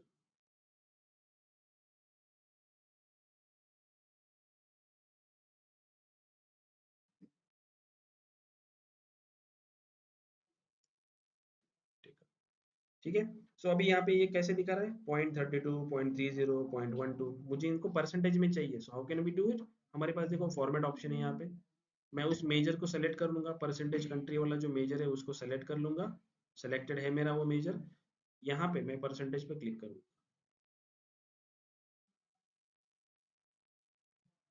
सी, टोटल मेरा 100% है, एंड ईच कंट्री का कंट्रीब्यूशन कितना है इस सेल के अंदर वो मुझे परसेंटेज अभी देगा।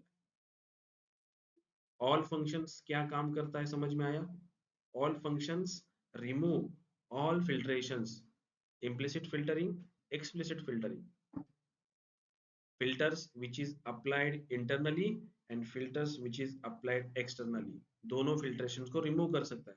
तो आप ये सोचोगे कि ठीक है, आपने इंटरनल इम्प्लिसिट फिल्टरिंग तो हमें दिखा दिया कि इम्प्लिसिट फिल्टरिंग वो रिमूव कर रहा है, एक्सप्लिसिट फिल्टरिंग रिमूव कर रहा है, ये कैसे क्रॉस चेक करेंगे हम। तो let's create one slicer over here. हमने कंट्री का कॉलम जो है उस कॉलम के ऊपर क्या किया है, ऑल फिल्ट्रेशन लगाया हुआ है, करेक्ट। तो सेम कॉलम को अगर मैं फिल्ट्रेशन के लिए यूज किया मैंने, ठीक है। सो लेट्स से इसको स्लाइसेस में कन्वर्ट कर लिया।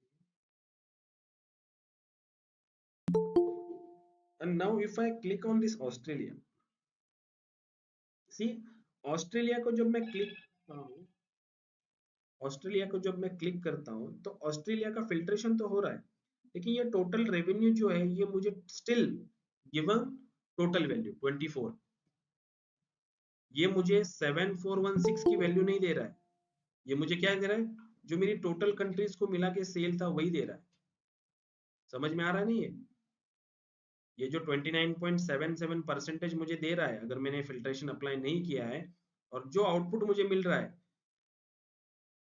इंटरनली, तो इस टोटल रेवेन्यू ऑल वाले मेजर के अंदर से फिल्ट्रेशन रिमूव हो रहा है, बट एक्सटर्नली भी मैंने अगर कोई फिल्ट्रेशन अप्लाई कर रहा है still this total revenue all मुझे ऑल की ही वैल्यू दे रहा है 24.24914, मतलब ऑल कंट्रीज का सेल मिला के ही वैल्यू दे रहा है। अंडरस्टैंड हो रहा है, समझ में आ रहा है ऑनलाइन स्टूडेंट?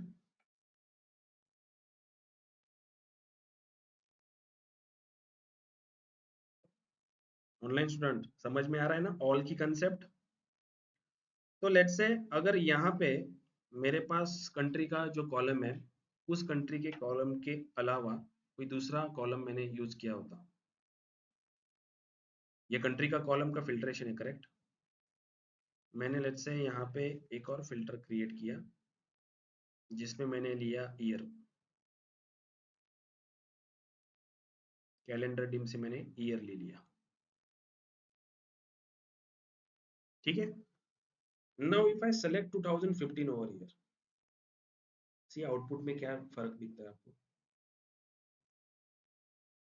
जब मैंने 2015 सेलेक्ट किया तो ये टोटल रेवेन्यू ऑल में वैल्यू जो वो चेंज हो गई ना, चेंज हुई ना वैल्यू। इसका मतलब क्या है, मैंने जो ऑल फंक्शन यूज किया था उसमें कौन सा कॉलम दिया था, कंट्री का कॉलम दिया था, मतलब हमने बस एक कॉलम के ऊपर का फिल्ट्रेशन रिमूव किया था। मैंने अगर कोई दूसरा कॉलम फिल्ट्रेशन में यूज किया है मतलब वो क्या करेगा, इस कंट्री के कॉलम के लिए रूल फॉलो करेगा कि implicit and explicit filtering remove करो, लेकिन ईयर का कॉलम मैंने दूसरा स्लाइसर यूज किया हुआ है, उसके डिफाइनेशंस में मेजर के डेफिनेशंस में ईयर का कॉलम के ऊपर का फिल्ट्रेशन आपने रिमूव नहीं किया था, तो इसलिए इस फिल्ट्रेशन के लिए वो जैसे रेगुलर बिहेव करता है वैसे ही करेगा, ठीक है। तो हमें ऑलवेज माइंड में रखना है कि ऑल जब हम यूज कर रहे हैं तो उस ऑल के लिए हम फिल्ट्रेशंस कौन से यूज कर रहे हैं, जो फिल्ट्रेशंस यूज कर रहे हैं उसी फिल्ट्रेशंस के ऊपर हम उन्हीं फिल्ट्रेशंस के कॉलम को हम यूज कर रहे हैं कि नहीं कर रहे हैं उस ऑल फंक्शंस के अंदर, या मुझे किसी पर्टिकुलर टेबल के ऊपर का ही फिल्ट्रेशंस रिमूव करना है तो we can pass table name also in all functions, all can accept table name और कॉलम नेम, ठीक है। ऑल का सिंटैक्स क्या है, टेबल नेम और कॉलम नेम आप पास कर सकते हो, लेकिन ये हमें कॉन्शियस रहना पड़ेगा कि जो हमारा आउटपुट आने वाला है टेबल के अंदर जो कैलकुलेट करके दे रहा है उस टेबल में इम्प्लिसिट फिल्टर्स में कौन से कॉलम यूज किए हुए हैं, मतलब दिस दैट्स ए विजुअल बनाने के लिए मैंने कौन से कॉलम यूज किए, एंड सेम कॉलम मैंने यूज किए हैं क्या यहाँ पे फिल्ट्रेशन अप्लाई करने के लिए, या कोई दूसरे कॉलम से जो फिल्ट्रेशन अप्लाई कर रहे हैं, तो मुझे उन कॉलम्स को उस पर्टिकुलर मेजर के अंदर डिफाइन करना पड़ेगा। ऑल के बाद जैसे ऑल मैंने टेरिटरी डीम का कंट्री का दिया, वापस मैंने वहां पे डाला कि ऑल कैलेंडर डीम का ईयर का कॉलम, अगर मैंने वहां पे ईयर का कॉलम ऐड कर दिया तो वापस यहाँ पे मैं जब ईयर चेंज करूंगा तो वो फिल्ट्रेशंस को लेगा नहीं, ठीक है, समझ में आ रहा है? ठीक है, once we understand all, next part आता है ऑल सेलेक्टेड, ठीक है। सो ऑल सेलेक्टेड का डेफिनेशन क्या है, ऑल सेलेक्टेड क्या करेगा, ये जो इंटरनल ये जो एक्सटर्नली जो फिल्टर्स अप्लाई हो रहे हैं इनको वो इग्नोर कर देगा, बट इम्प्लिसिटली जो अप्लाई हो रहे हैं उनको अप्रूव कर देगा। कैसे, let me create one measure, same measure, new measure में क्रिएट कर रहा हूँ,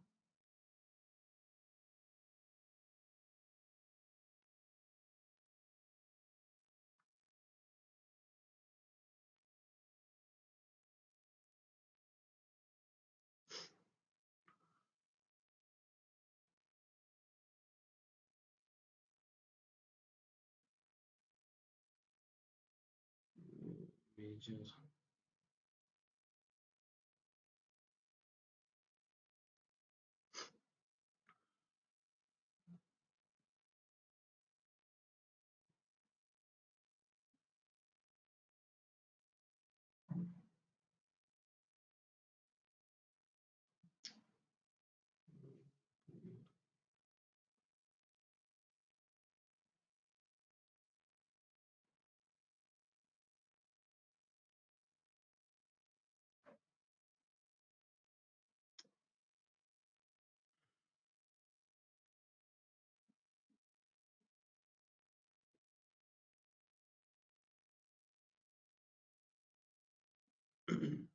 close this and reopen it.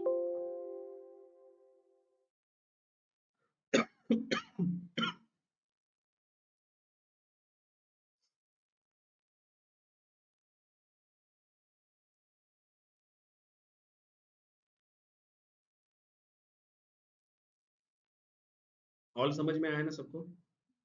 तो ऑल क्या करेगा, implicit and explicit filtering remove कर देगा। आप इम्प्लिसिट एक्सप्लिसिट वर्ड यूज कर सकते हो, या इंटरनल फिल्टर्स एक्सटर्नल फिल्टर्स ऐसे भी यूज कर सकते हो। ठीक है,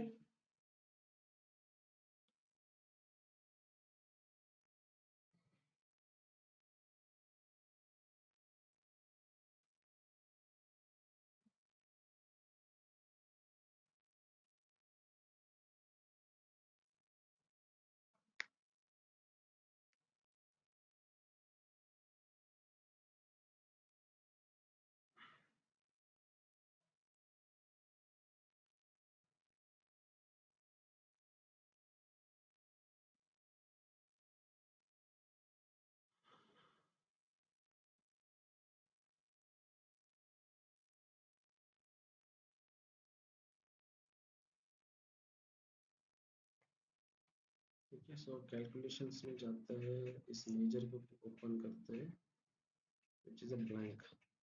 ठीक है, तो इस मेजर में लेट्स से मैं यहाँ पे कर रहा हूँ total revenue all selected.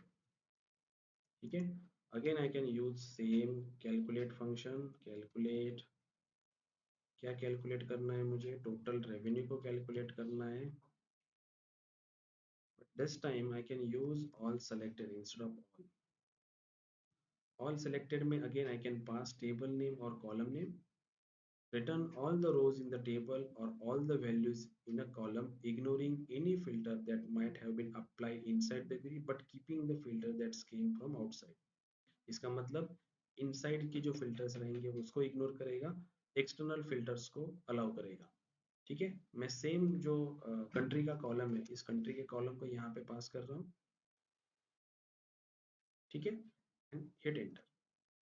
Let's observe कि ऑल एंड ऑल सेलेक्टेड में बस हमने क्या किया, इंस्टेड ऑफ ऑल यहाँ पे ऑल सेलेक्टेड पास किया हुआ। so, ये जो कॉलम है needs to be come territory, territory का कंट्री।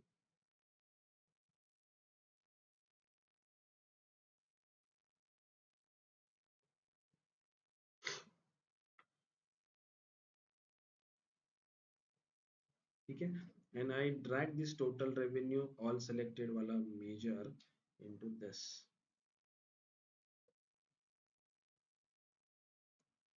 ठीक है, अभी देखो और ऑब्जर्व करो, ये जो ऑल वाला है एंड ये ऑल सेलेक्टेड वाला है, अभी मुझे सेम रिजल्ट दे रहे, करेक्ट?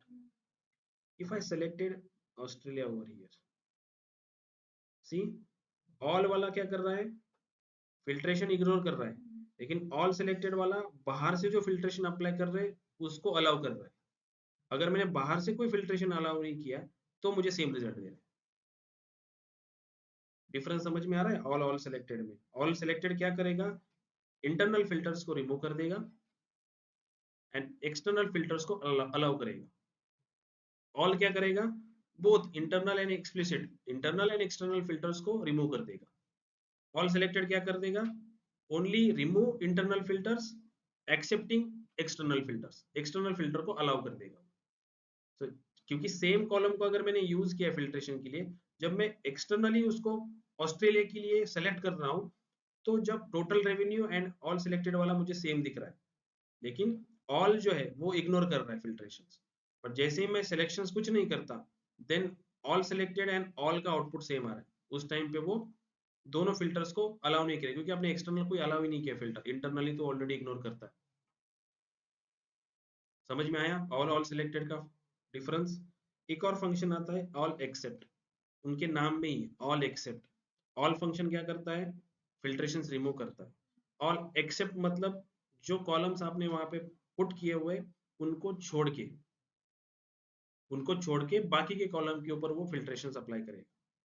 ठीक है, तो अगर लेट्स से मैंने ऑल एक्सेप्ट के अंदर यूज किया दिस सेम मेजर जो हमने बनाया है, instead of using all selected over here, all except use करके देखते हैं एंड तीनों मेजर्स को साइड बाय साइड रख के कंपेयर करके देखते हैं कि आउटपुट में कैसे डिफरेंशिएट होता है। ठीक है, सो let me create another one for the total revenue all except. ठीक है, again I can use calculate,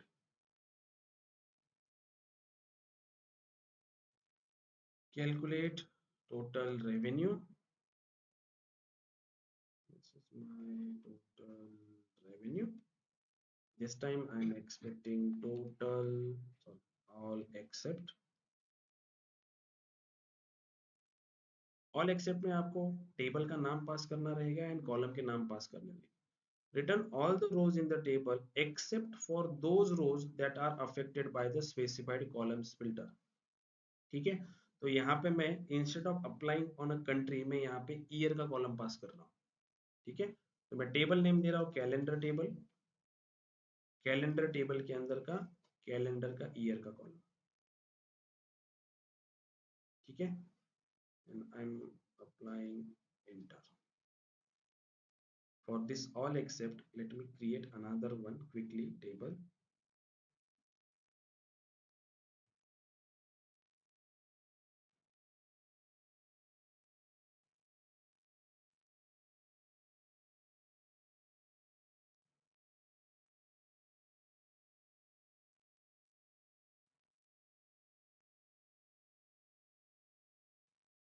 Percentage remove confirm, and I am expecting this total revenue all unexpected, इसको मैं यहाँ पे पुट करता हूँ। ठीक है, so let me understand what it gives.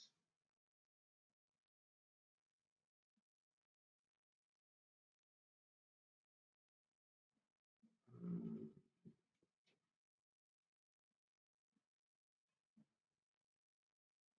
let me apply the same column to avoid the confusion.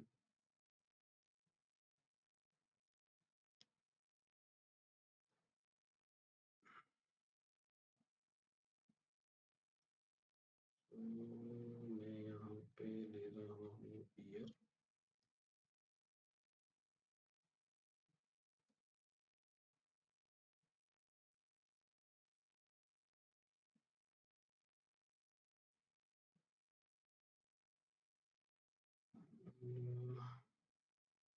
उसी year के कॉलम को मैं यहाँ पे यूज कर रहा हूँ स्लाइसेस के अंदर।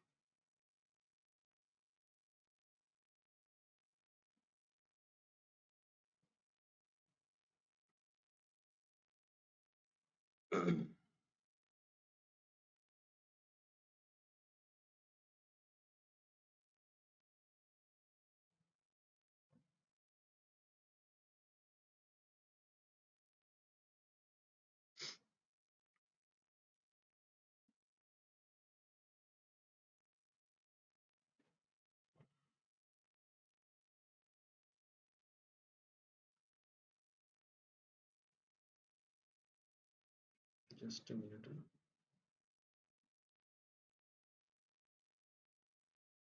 See, enter them.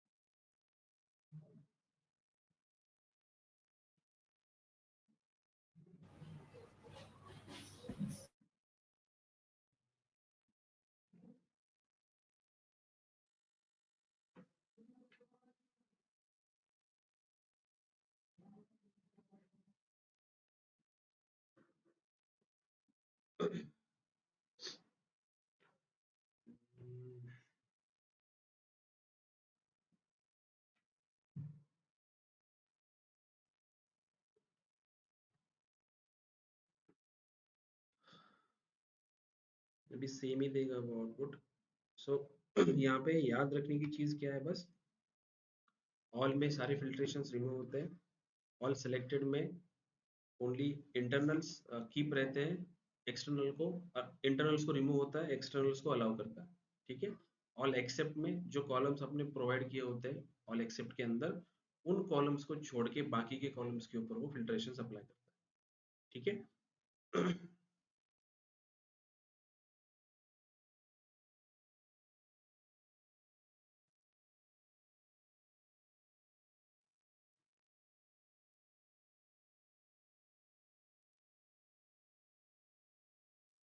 Okay. So mainly all and all selected, ये कॉमन इंटरव्यू क्वेश्चन है, ये क्वेश्चंस आपको हमेशा पूछते ही है। इन दो में फर्क क्या है? ठीक है। कोई एग्जांपल भी पूछ सकते हैं आपको कि अगर ऑल एंड ऑल सिलेक्टेड का कोई एग्जांपल मुझे बताओ कि आपने कैसे यूज किया था उसको, तो आप ये एग्जांपल दे सकते हो। ठीक है। कि अगर मुझे कैलकुलेट करना था, कंट्री वाइज मेरे पास सेल था, ठीक है, कंट्री का एक कॉलम था और मेरे पास एक टोटल सेल का कॉलम था, तो मुझे निकालना था कि हर एक कंट्री का कंट्रीब्यूशन कितना है टूवर्ड्स उसके टोटल सेल। तो उसके लिए मुझे एक मेजर बनाना पड़ रहा था जो मुझे ओवरऑल जो मेरी सारी कंट्रीज है उनका मिला के एक सेल की वैल्यू दे। तो उसके लिए मुझे visual level filters and external filters को रिमूव करने के लिए ऑल फंक्शन यूज करना पड़ा। तो हमने मेजर लिखा कि जैसे कैलकुलेट टोटल सेल या टोटल रेवेन्यू जो भी आप रेफर करोगे, कॉमा ऑल, ऑल के ब्रैकेट के अंदर हमने कंट्री के कॉलम को पास कर दिया। ताकि उसने क्या किया, कंट्री के कॉलम के ऊपर का जो फिल्ट्रेशंस था इंटरनल प्लस एक्सटर्नल वो रिमूव कर दिया, एंड हर एक कंट्री के लिए मुझे सारी कंट्रीज का मिला के जो टोटल सेल था वो वैल्यू उसने दी। Then we can use this all total revenue वाला measure for the percentage calculations. आप ये एक्सप्लेन कर सकते हो सेम वे, ऑल सिलेक्टेड के लिए भी आप वो बता सकते हो सेम एग्जांपल कि ऑल फंक्शन, पहले तो आप डिफरेंस बताओ दोनों में क्या है, एंड देन एग्जांपल के थ्रू उनको एक्सप्लेन करो। ठीक है। All all selected. ठीक है। सो मीनवाइल अपन ने जो इम्पोर्टेंट फंक्शंस है वो कवर कर लिए ऑलरेडी इन टर्म्स ऑफ डेक्स। ठीक है। बाकी के जो फंक्शंस रहेंगे जो मैंने आपको दो फाइल दी टेक्स्ट फंक्शंस की, टाइम इंटेलिजेंस फंक्शंस की, साइड बाय साइड ये जो फंक्शंस हमने सीखे जैसे all, all selected, add columns, select columns, if statement, switch statements, right, इनकी भी प्रैक्टिस करो। प्लस डेक्स गाइड से जो इम्पोर्टेंट फंक्शंस होते हैं उनको अंडरस्टैंड करने की कोशिश करो, एंड जो यूट्यूब चैनल्स होते हैं वहाँ पे आप नॉर्मली सर्च भी कर देंगे कि टॉप 20 डैक्स यूज इन या मोस्ट यूज डैक्स इन पावर बीआई, तो उनका एक ट्यूटोरियल भी आ जाता है विथ एग्जांपल। वो एक एक डैक्स लेते हैं, उनको आपको एक्सप्लेन करते हैं कि ये फंक्शंस ऐसे यूज किया हुआ है। उसके लिए तो भी अगर आप सर्च करोगे तो हर एक यूट्यूबर, हर एक पर्सन अपने अपने हिसाब से उसकी एक लिस्ट बनाता है कि उसने कितने डैक्स फंक्शंस कॉमनली यूज किए, तो वो चेंज होते रहता है। बट जितनी वीडियोस आप देखोगे उतना फंक्शंस में बस एडिशन होता जाएगा कि आपको फंक्शंस पता होते चल देंगे कि कौन सा फंक्शंस किसने कैसे यूज किया हुआ है। ठीक है। बट मोस्टली यही फंक्शंस ज़्यादातर यूज होता है, all, all selected, all except, then आपका total MTD, total YTD, QTD, dates mtd, dates ytd, dates qtd, date add functions, date diff functions, then जो हमने देखे स्विच फंक्शंस, इफ स्टेटमेंट, ये commonly used DAX है। ठीक है। ये ज्यादा यूज होते हैं, जैसे हमने एग्रीगेशन फंक्शंस भी देखे, सम फंक्शंस, सम एक्स फंक्शंस, बाकी के जो एग्रीगेशन है एवरेज, काउंट वगैरह, ये फंक्शंस भी कॉमनली यूज होने वाले फंक्शंस है। So we are touching all the aspect, right. अगर मुझे मल्टीपल लॉजिक्स चेक करने रहेंगे, जैसे हमने इफ स्टेटमेंट में देखा था कि हम एक लॉजिक दे सकते हैं वहां पर, राइट, एक ही लॉजिक चेक कर पा रहे हैं। अगर आपको दो लॉजिक चेक करने हैं तो यू कैन यूज और एंड ऑपरेटर्स जो होते हैं, एंड और ऑपरेटर्स। एंड और ऑपरेटर्स पता है, राइट, कि जैसे एक टेबल हमें, जब हम मैथ्स पढ़ते थे तो हमें एक टेबल दिया जाता था, राइट, एंड और लॉजिक का, कि अगर 1 1 रहा तो आउटपुट क्या आएगा, 1 0 रहा तो आउटपुट क्या आएगा। तो सेम कंसेप्ट एंड और के लिए यूज होती है। एंड क्या करता है, दोनों कंडीशन चेक करने की कोशिश करता है कि अगर दोनों ट्रू है तभी आपको आउटपुट मिलेगा। लेकिन और क्या करता है, दोनों में से एक भी लॉजिक अगर ट्रू है फिर भी आपको आउटपुट ट्रू देता है। ठीक है। सो सेम लॉजिक आप यूज कर सकते हो। हो सकता है कि आपको आपके सिनेरियो में दो लॉजिक्स को चेक करना रहेगा, और उसमें से अगर कोई एक लॉजिक भी ट्रू है तो आपको एक आउटपुट चाहिए होगा, तो उस केस में आप एंड और लॉजिक को इफ स्टेटमेंट के अंदर यूज कर सकते हो। ठीक है।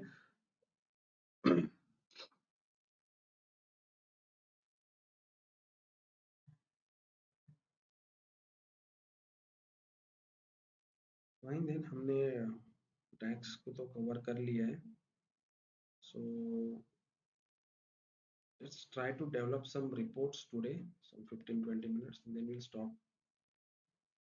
Okay, so I'm just creating executive summary page, first page. Just remove this.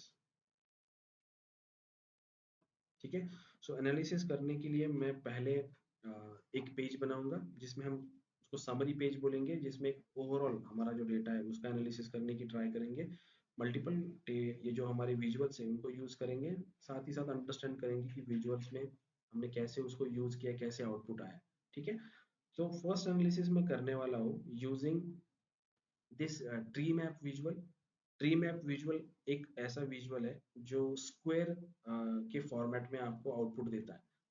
ठीक है। सो लेट्स से कि ट्री मैप विजुअल मैंने सेलेक्ट कर लिया। आई वांटेड टू शो कि हर एक जो मेरी कैटेगरी है उस कैटेगरी की ऑर्डर क्वांटिटी कितनी है। ठीक है। तो ऑर्डर क्वांटिटी के लिए मैं again I can use this chart also. मैं कॉलम चार्ट यूज कर सकता हूँ, बार चार्ट यूज कर सकता हूँ, पर ट्री चार्ट मुझे थोड़ा प्रोमिनेंट लगता है यूज करने के लिए। तो उसको कैसे यूज करेंगे? जब मैं ट्री मैप को ओपन करता हूँ तो यहाँ पे मुझे वैल्यूज पुट करने के लिए एक आता है कि आपको कैटेगरी कौन सी है आपकी, वो कैटेगरी सेक्शन में पुट करो, एंड आपके जो मेजर्स है वो आप वैल्यूज सेक्शन में पुट करो। सो मैं हमारी जो कैटेगरी का नाम है उस कैटेगरी के नाम को पुट करूंगा इन कैटेगरी सेक्शन। ओके। एंड हमारा जो ऑर्डर क्वांटिटी का जो मेजर है, this is my order quantity. Okay, we never calculated order quantity. So if I wanted to calculate the order quantity, जो ऑर्डर क्वांटिटी का कॉलम है हमारा सेल्स पैक टेबल के अंदर, तो अगर मैं उस कॉलम का सम ले लूं तो मुझे टोटल ऑर्डर क्वांटिटी मिलेगी। So in order to do this मैं एक मेजर क्रिएट करूंगा जिसको नाम देंगे टोटल ऑर्डर क्वांटिटी, जो is nothing but summation of order quantity रहेगा सेल्स पैक टेबल के अंदर का ऑर्डर क्वांटिटी के कॉलम का। ठीक है। सो मैं नाम दे रहा हूँ इसको total order quantity is equal to sum of order quantity sales fact table के अंदर की जो ऑर्डर क्वांटिटी का कॉलम है इसको मैं ले रहा हूँ बस। ये ऑर्डर क्वांटिटी मेरी क्रिएट हो गई। I use this order quantity over here in this values section. Measures can be always put in values section. तो जब मैं पुट करता हूँ तो ये एक विजुअल मेरे सामने क्रिएट होकर आता है। ये विजुअल मुझे क्या शो कर रहा है? ट्री मैप विजुअल की एक्सेसरीज, बाइक्स एंड क्लोथिंग, ये तीन कैटेगरी आपके पास है जिनकी इंडिविजुअल ऑर्डर वो मुझे बता रहा है। जब मैं इस पर्टिकुलर बॉक्स के ऊपर होवर कर रहा हूँ तो हर एक कैटेगरी का नाम चेंज हो जा रहा है और उसकी ऑर्डर क्वांटिटी भी मुझे वो शो कर रहा है। सो ट्री मैप विजुअल क्या करता है? इंडिविजुअल या जो कैटेगरी मैंने एनालाइज करने के लिए यूज की, जिस कैटेगरी की वैल्यू सबसे ज्यादा होगी उसका बॉक्स सबसे ज्यादा बड़ा होगा। ठीक है। सो मैं विजुअली भी देख के, if even I am not hovering on this particular boxes, मैं बस इस टेबल को विजुअली भी देख के बता सकता हूँ कि which category is higher order quantity. Right, मुझे क्लियरली दिख रहा है कि एक्सेसरीज का बॉक्स सबसे ज्यादा बड़ा है, so accessories can have the more order quantity. ठीक है। Again if I wanted to customize this, मुझे इसके कलर चेंज करने हैं, so I can use this format pen options to change this colours and all this things. मुझे again accessories की नाम यहाँ पे दिख रहा है, इनके नाम थोड़े हाईलाइट करने हैं, उनके फॉन्ट चेंज करने हैं, ये सारी चीजें मैं यहाँ से कंट्रोल कर सकता हूँ। मुझे इनके साथ, जैसे यहाँ पे उसका कैटेगरी का नाम दिख रहा है बट वैल्यू नहीं दिख रही है यहाँ पे, तो मैं वैल्यू ऑन करने के लिए इन डेटा लेबल्स को जैसे ऑन कर दूंगा तो सी डेटा लेबल्स भी ऑन हो जाएंगे और इंडिविजुअली हर एक कैटेगरी के लिए वैल्यूज भी मुझे शो करेगा। Now it is showing 58K, पर एक्चुअल वैल्यू क्या है? 57809। वो एक राउंड ऑफ कर रहा है थाउजेंड्स में। पर मुझे अगर वही वैल्यू, एग्जैक्ट वैल्यू शो करनी है तो मैं डेटा लेबल्स को एक्सपांड करके डिस्प्ले यूनिट जो है वो ऑटो है, उस ऑटो को मैं नन में कर दूंगा तो एक्चुअल वैल्यू वो मुझे शो कर देगा। ठीक है। इनका फॉर्मेटिंग वगैरह, अगर थोड़ी वैल्यूज आपको बड़ी चाहिए तो आप बड़ी कर सकते हो, बोल्ड चाहिए तो बोल्ड कर सकते हो। Whatever as per your requirement आप इसको कस्टमाइज कर सकते हो, कलर चेंज कर सकते हो। जैसे फॉर एक्सेसरीज के लिए मुझे ये कलर नहीं चाहिए, मुझे कोई और कलर चाहिए, तो मैं वो ले सकता हूँ। जैसे काइंड ऑफ कलर मैं ले रहा हूँ, मैं चूज कर सकता हूँ, कस्टमाइज कर सकता हूँ। एंड अगेन कलर थीम जो होती है वो हर एक रिपोर्ट की अलग होती है। कलर का कॉम्बिनेशन क्लाइंट को, कभी कभी क्लाइंट सजेस्ट करता है कि हमें ये कलर्स में देखना है, एक्सेसरीज हमें इस कलर में चाहिए, उसके कलर के जो हेक्स कोड होते हैं, राइट। जैसे कि फॉर एग्जांपल मैंने यहाँ पे इस विजुअल पे क्लिक किया, if I drop down this colour, if I go to this more colour, यहाँ पे देखो कलर्स का एक चार्ट ओपन हो जाता है। यहाँ पे नीचे जो दिख रहा है ना हेक्स करके, ये हेक्स कोड होता है हर एक कलर का। तो आप यहाँ से भी कस्टमाइज कर सकते हो, आप इसको ड्रैग करके, आपको डार्क चाहिए तो डार्क कलर, आप अपना कलर यहाँ पे बना सकते हो। जो कलर बनाओगे उसका हेक्स कोड यहाँ पे जनरेट होके आएगा, ठीक है। ऐसे हेक्स कोड भी कभी कभी आपको पास किए जाते हैं, बताए जाते हैं कि हमें इस पर्टिकुलर एक्सेसरीज का कैटेगरी का हेक्स कोड ये है, तो हमें ये आप यूज करो आपकी रिपोर्टिंग के लिए थ्रू आउट। नॉर्मली एक थीम रखा जाता है कि आपके सारे रिपोर्ट्स में जहां जहां एक्सेसरीज आएगा उसका कलर सेम रहेगा। मतलब ऐसा नहीं रहेगा कि एक पेज में आपको, आपने उसको ऑरेंज कलर में शो किया है, दूसरे पेज पे एक्सेसरीज को आपने ग्रीन कलर में शो किया है, तो वो थोड़ा अनइवन हो जाता है। कभी कभी जो एंड यूजर होता है वो इतना टेक्निकल नहीं होता, वो विजुअल को देखते ही समझ में उसको एक बार समझ में आएगा कि एक्सेसरीज के लिए आपने डार्क ब्लू कलर यूज किया हुआ है, तो वो डार्क ब्लू कलर को ही याद रखेगा। और बाकी की जो रिपोर्ट्स है, जो पेजेस आपने बनाए होंगे, उसमें डार्क ब्लू कलर जहां जहां उसको दिखेगा वो रेफर करेगा इस एक्सेसरीज के साथ, ठीक है। तो इसका भी ध्यान हमें रखना पड़ता है जब हम रिपोर्ट जनरेशन करते हैं। ये तो बात की बात आती है कि रिपोर्ट्स में कस्टमाइजेशन करना है, कलर चेंज करना है, थीम चेंज करनी है, उसको प्रॉपरली अरेंज करना है। ये एक बात की बात आती है जब रिपोर्ट जनरेशन कंप्लीट हो जाता है आपका, ठीक है। उसके पहले तो पहले फोकस होता है हमारा कि एटलीस्ट हम पहले एक ओवरऑल एक एस्पेक्टली क्रिएट कर ले, सारा एनालिसिस कंप्लीट कर ले, सारे विजुअल्स बना ले। कस्टमाइजेशंस तो वो क्लाइंट के साथ डिस्कस करके आप कर सकते हो, ठीक है। सो मैंने ये एक विजुअल बना लिया। लेट्स से इसका जो टाइटल है, टोटल ऑर्डर्स क्वांटिटी, ये मुझे सेंटर में चाहिए। Again we are focusing when we developing the reports, जो हम इनको नाम दे रहे हैं, विजुअल्स के जो नाम है वो एक फॉन्ट में रहे, सेम फॉन्ट सब जगह पे यूज किया जाए, एक ऑर्डर में रहे। अगर आपने इसको लेफ्ट हैंड साइड में रखा है सारे विजुअल्स के लिए, then you can follow that. अगर किसी पर्टिकुलर विजुअल्स को आपको,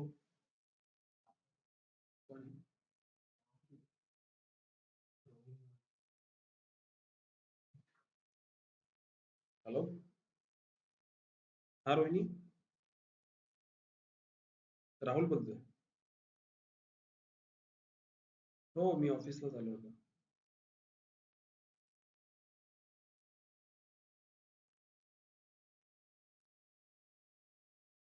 अच्छा, नाही मी सकाळी आलो त्यावेळेस ऑफिस ऑलरेडी ओपन होतं. ते दुसऱ्या सरांनी ओपन केलं होतं, पण आता आय डोंट नो त्यांचं लेक्चर 1 वाजेपर्यंत चालणार आहे असं मला म्हटले होते. हो, माझं चालू आहे लेक्चर आता. बरं, ठीक आहे.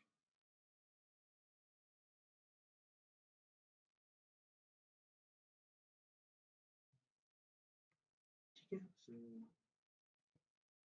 तो हम कहाँ पे थे कि अगर मुझे विजुअल्स मैं बना रहा हूँ तो इस चीज पे भी मुझे ध्यान देना पड़ेगा कि जो फॉन्ट मैं यूज कर रहा हूँ, कैटेगरी के नाम के लिए जो फॉन्ट यूज कर रहा हूँ, नंबर्स के लिए जो फॉन्ट यूज कर रहा हूँ, टाइटल्स के लिए जो फॉन्ट यूज कर रहा हूँ, वो through out the report same रहे, ताकि एक यूनिफॉर्मनेस हमारे रिपोर्ट्स में दिखती है सब जगह पे, कोई छोटा बड़ा नहीं दिखता, राइट। सो हमें इस चीज का भी ध्यान रखना होगा जब हम रिपोर्ट जनरेशन करते हैं। ओके, सो मैं इस जो टाइटल है इस टाइटल को सेंटर में अलाइन कर रहा हूँ। Simply I will go to the general. Again visual के बाद जनरल एक ऑप्शन आता है फॉर्मेट में, जिसमें और ऑप्शंस आपको डीप में मिलेंगी। तो मैं टाइटल्स में जाऊंगा, इस टाइटल्स को आप चेंज कर सकते हो, जैसे total order quantity by category name है, तो मुझे नेम नहीं चाहिए वहां पे, क्योंकि this is not something like this, तो मैं कैटेगरी बस रख रहा हूँ, total order quantity by category. Heading को मैं लेट्स से 15 कर रहा हूँ, थोड़ा कलर ये डार्क कर रहा हूँ इसका थोड़ा font, and I align it in centre, मैं सेंटर में अलाइन कर रहा हूँ इसको। अगेन कुछ विजुअल इफेक्ट में ऐड कर रहा हूँ इसमें, जैसे बॉर्डर्स जो है इसकी, विजुअल की बॉर्डर्स को ऑन कर रहा हूँ, प्लस इसका एक शेडो इफेक्ट होता है विजुअल्स का, उसको ऑन कर रहा हूँ, ताकि थोड़ा एक इम्पैक्टफुल दिखे ये विजुअल, राइट। अगेन ये जो बैकएंड का पेज है, इस पेज का कलर भी मैं चेंज कर सकता हूँ। कैसे कर सकता हूँ? ये जो कैनवास, अभी मैं विजुअल सेलेक्ट नहीं किया हूँ, कोई भी विजुअल सेलेक्टेड नहीं है, सो मेरे पास जो ऑप्शन आएगा ये पेज सेटिंग है, दिस पर्टिकुलर कैनवास के लिए आएगा। इसकी अगर साइज मुझे चेंज करनी है तो साइज चेंज कर सकता हूँ। अभी 16:9 डिफॉल्ट साइज है, इसकी साइज मैं अपने हिसाब से कस्टमाइज कर सकता हूँ। देन कैनवास का बैकग्राउंड जो है अभी व्हाइट कलर का है, मैं लेट्स से लाइट कलर का एक बैकग्राउंड ले रहा हूँ। लाइट कलर का बैकग्राउंड लिया, इसकी ट्रांसपेरेंसी जो है, ये ट्रांसपेरेंसी अभी 100% है इसलिए व्हाइट दिख रहा है। जैसे मैं ट्रांसपेरेंसी इसकी लो कर दूंगा तो ये अपना कलर ले लेगा, ठीक है। तो ऐसे आप इस पे कंट्रोल कर सकते हो इन शॉर्ट की विजुअल्स मुझे कितना एस्थेटिकली शो करना है प्रॉपर्ली, राइट। ऐसे कलर कॉम्बिनेशन से थोड़ा एक रिपोर्ट जो होता है एक अपीलिंग लगता है। एकदम से व्हाइट बीट थोड़ा सा एकदम नॉर्मल लगता है कभी कभी रिपोर्ट। थोड़ी थीम चेंज या कलर चेंज करने से हम अ, उसमें एडिशंस कर सकते हैं। वेल प्लस हमारे पास यहाँ पे व्यू ऑप्शंस में थीम्स भी अवेलेबल होती है। देखो यहाँ पे थीम्स अवेलेबल है, आप यहाँ से थीम्स चूज कर सकते हो कि आपको कौन सा थीम चाहिए, ठीक है। रेडीमेड थीम्स होती है, तो वो आपकी रिपोर्ट्स को अप्लीकेबल होती है, बट थीम चेंज करने से it is not like that कि आपकी जो कस्टमाइजेशन आपने किया है, लेट्स से कि मैंने इस पर्टिकुलर विजुअल में फॉन्ट चेंजेस वगैरह कुछ किए हो, तो वो चेंज नहीं होंगे। उसका थोड़ा आपको एक क्रॉस चेक करना पड़ेगा। थीम मतलब बस थोड़ा एक ये जो कलर कॉम्बिनेशन है एक्सेसरीज बाइक्स वगैरह उनके वो चेंजेस वगैरह हो जाते हैं, ठीक है। कभी कभी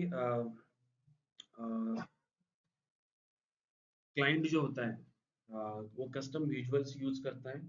जैसे कि मेरे करंट प्रीवियस प्रोजेक्ट्स में क्लाइंट ने उनका एक कस्टम विजुअल्स हमें यूज करने के लिए बोला था। कस्टम विजुअल्स मतलब जो हमारे पास जो एग्जिस्टिंग विजुअल्स अवेलेबल है उनसे अगर कोई रिक्वायरमेंट फुलफिल नहीं होती तो हम कस्टम विजुअल्स यूज करते हैं, मतलब थर्ड पार्टी विजुअल्स यूज करते हैं। जैसे नॉर्मली हमारे पास प्ले स्टोर होता है, राइट। प्ले स्टोर पे हमारे पास मल्टीपल एप्लीकेशंस अवेलेबल होते हैं जो हमारे मोबाइल फोन में डिफॉल्ट इंस्टॉल नहीं होते।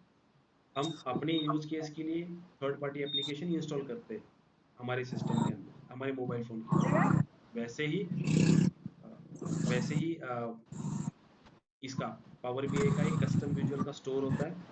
जब आप ऑफिशियली लॉगिन करते हो उसको, जैसे कि मैं राहुल बी नाम से भी लॉगिन हूँ, लेट मी ट्राई, इसमें या फिर थ्री डॉट्स पे क्लिक करूंगा, गेट मोर विजुअल पे जब क्लिक करूंगा तो एक एक एक विंडो ओपन हो जाएगा जहाँ पे मुझे कस्टम विजुअल्स शो होंगे। Multiple company, third party company ने यहाँ पे विजुअल्स क्रिएट करके रखे होते हैं। इन विजुअल्स कई कोई भी विजुअल्स फ्री होते हैं, कोई पेड होते हैं, राइट। अगर मुझे पेड के यूज करने तो मुझे उनको पे करना पड़ेगा। फ्री के विजुअल्स रहेंगे तो फ्री के ही मैं यूज कर सकता हूँ।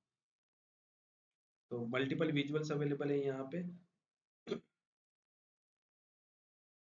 ठीक है। तो मैं सर्च करके लेट्स से मैंने यहाँ पे डाला ज़ूम चार्ट्स। सो हमने ये वाला ही विजुअल्स यूज किए थे ज़ूम चार्ट्स के, ठीक है। तो ये विजुअल की मतलब जैसे कि हमारा इनबिल्ट जो विजुअल है, जैसे कि मैप विजुअल है, उस मैप विजुअल में अगर मैं पॉइंट्स डिनोट करता हूँ उसमें, या पॉइंट्स देता हूँ लैटिट्यूड लॉन्जिट्यूड या कंट्री के कॉलम के नाम देता हूँ, तो वो क्या करता है उन कंट्रीज को लोकेट कर देता है मैप विजुअल के अंदर, हर एक कंट्री का लोकेट कर देगा। लेकिन हमारे क्लाइंट साइड ये रिक्वायरमेंट थी कि जब वो जूम इन जूम आउट करते हैं हम मैप को, राइट, तो डेटा जो है वो डेटा अकुमुलेट होना चाहिए, मतलब क्लस्टर होना चाहिए। जैसे कि मेरे पास 10 पॉइंट है, अगर मैंने उसको जूम इन किया, मैं डीप में गया जूम इन किया तो 10 पॉइंट को वो अलग अलग जगह पे दिखाएगा 10 पॉइंट। लेकिन मैंने जूम आउट किया, मैं बाहर चला आएगा तो 10 को वो कंबाइन करके 10 शो करेगा, राइट। सो ऐसी कैपेबिलिटी उनको चाहिए थी, सो वी सजेस्ट देम कि आप इनबिल्ट में पॉसिबल नहीं है, आप कस्टम विजुअल यूज करो। सो वी सजेस्टेड देम कि आप जूम चार्ट्स का एक कस्टम विजुअल है मैप प्रो करके, उसको यूज करो, then you can able to do this. So उन्होंने फिर वो विजुअल परचेस किया, they provided some license key to us, and then we can use those license key to use that particular visual. ऐसे भी कभी कभी होता है, that approach also we need to handle. But mostly 99% हम try करते हैं कि इनबिल्ट जो विजुअल है हमारे पास उसी से ही हम रिपोर्ट्स जनरेट करें। क्योंकि ये जो एक्सटर्नल विजुअल्स होते हैं, अभी यहाँ पे देखो विजुअल्स पे एक एक ब्लू कलर का टिक है, अगर मैं इस टिक पे जाता हूँ तो यहाँ पे आता है पावर बीआई सर्टिफाइड विजुअल। बहुत सारे विजुअल्स है, जैसे कि ये विजुअल है, देखो ये इस पे टिक नहीं है कुछ भी, तो मतलब ऐसे ऐसे विजुअल्स को अगर आप यूज करते हो जो पावर बीआई सर्टिफाइड नहीं है, आप उनको लेट से फ्री वाला विजुअल आपको कोई अच्छा लगा, आपने उसको यूज कर लिया, लेकिन हो सकता है कि वो जो एप्लीकेशन जिस कंपनी ने डाला हुआ है उन्होंने उसका सपोर्ट बंद कर दिया या उन्होंने वो एप्लीकेशन रिमूव कर दिया यहाँ से, तो वो क्या करेगा, इम्पैक्ट करेगा आपके रिपोर्ट्स के ऊपर, वो वहां से भी रिमूव हो जाएगा या उसका सपोर्ट बंद हो जाएगा। तो इसलिए हम क्या करते हैं, अवॉइड करते हैं, जो इनबिल्ट विजुअल्स अवेलेबल हैं हमारे पास उनको ही हम यूज करते हैं। अदरवाइज अगर कस्टम विजुअल यूज करना भी रहेगा तो पावर बीआई सर्टिफाइड विजुअल्स ही यूज करते हैं, ठीक है। एटलीस्ट अगर उस पर्टिकुलर विजुअल का कोई अपडेट्स आता है, कोई चेंजेस होने वाला है, तो हमें प्रायर इंटीमेट किया जाता है उन पर्टिकुलर कंपनी से कि ये पर्टिकुलर विजुअल आपने हमसे परचेस किया था, तो इस विजुअल में ये अभी सपोज न्यू अपडेट आया हुआ है, या ये विजुअल्स पर्टिकुलरली इतने दिन के बाद बंद होने वाला है, आप अल्टरनेट, इसका अल्टरनेट ये विजुअल रहेगा, आप इनको यूज कर लो। तो आप अकॉर्डिंगली क्लाइंट के साथ वो कन्वर्सेशन शेयर कर सकते हो, अगर आपने उनको ऑलरेडी हैंडल कर चुके हैं, आपका सपोर्ट भी खत्म हो चुका है, तो क्लाइंट के साथ आप ये डिस्कस करके उनको ये इन्फॉर्मेशन हैंडल कर सकते हो, या अगर आप स्टिल सपोर्ट में हो तो आप वो चेंज कर सकते हो। बट लेकिन ये कब होगा, अगर आपने सर्टिफाइड विजुअल्स को यूज किया रहेगा कस्टम विजुअल्स में तो, अदरवाइज वो बंद भी हो जाएगा विजुअल तो भी आपको पता नहीं चलेगा, उसका कोई नोटिफिकेशन नहीं आएगा। ओके, ठीक है। सो सिंपली मैंने एक विजुअल बना लिया, total order quantity which is our tree map visual. Tree map visuals में हमें बॉक्स के फॉर्मेट में विजुअल्स दिखता है, जिस पर्टिकुलर कैटेगरी का बॉक्स सबसे ज्यादा बड़ा रहेगा या उसकी वैल्यू सबसे ज्यादा बड़ा रहेगी, उसका बॉक्स सबसे बड़ा रहेगा। This what this tree map visual showcase. Again one more application इस ट्री मैप विजुअल का है कि अगर मुझे हायरार्किकल डेटा को शो करना है, जैसे हमारी हायरार्की है कि प्रोडक्ट कैटेगरी के बाद सब कैटेगरी आती है, सब कैटेगरी के बाद प्रोडक्ट आता है, तो लेट्स से कि मैंने यहाँ पे कैटेगरी नेम के अंडर सब कैटेगरी को भी पुट कर दिया। फॉर एग्जांपल मैंने प्रोडक्ट सब कैटेगरी का जो नाम है वो यहाँ पे इस कैटेगरी के अंदर पुट कर दिया, ठीक है। तो अभी ये विजुअल जो है, देखो यहाँ पे जब मैंने सब हायरार्किकल डेटा पुट किया तो ये कुछ ऑप्शंस यहाँ पे ऑन हो गए, ये ऑप्शंस पहले नहीं थे। अगर मैं लेट्स से कैटेगरी सब कैटेगरी नेम को निकाल रहा हूँ, देखो ये ऑप्शंस चले गए। अगर मैंने वापस हायरार्किकल डेटा को इसके अंदर पुट किया तो ऑप्शन वापस आ जाएंगे। ये ऑप्शंस होते हैं drill up, drill down, go to the next level in the hierarchy, expand one level down in hierarchy. ये कुछ ऑप्शंस होते हैं जो वी कैन सी आफ्टरवर्ड्स में एक चार्ट विजुअल में आपको वो शोकेस करूंगा कि वो विजुअल्स का मीनिंग क्या होता है, इस ऑप्शंस को कैसे हम यूज करते हैं। अभी बस ये ध्यान में रखो कि हायरार्किकल डेटा अगर मैंने पुट किया हुआ है यहाँ पे, if I wanted to let's say कि ड्रिल डाउन फीचर मैंने ऑन किया है, if I wanted to see कि एक्सेसरीज की जो कैटेगरी है इसके अंदर की सब कैटेगरी कौन सी रहेगी, तो simply I click on this accessories, तो उस एक्सपांड कर देगा, एक्सेसरीज की सब कैटेगरीज मुझे शो करेगा। अगर मुझे वापस बैक जाना है तो आई click on this driller, bikes के अंदर की देखनी है तो आई क्लिक ऑन द बाइक्स, और बाइक के अंदर की जो सब कैटेगरीज है उनकी ऑर्डर क्वांटिटी आपको डिस्ट्रीब्यूट करेगा। अगर मैंने वापस यहाँ पे प्रोडक्ट लेवल पे भी डाला हुआ है, again I click on the road bikes, तो रोड बाइक्स के अंदर के प्रोडक्ट भी आपको शो करेंगे, राइट। सो हायरार्किकल डेटा को ट्रैवल करने के लिए एक लेवल से दूसरे लेवल तक हम ट्री मैप विजुअल को भी यूज करते हैं, ठीक है। अंडरस्टैंड हो रहा है,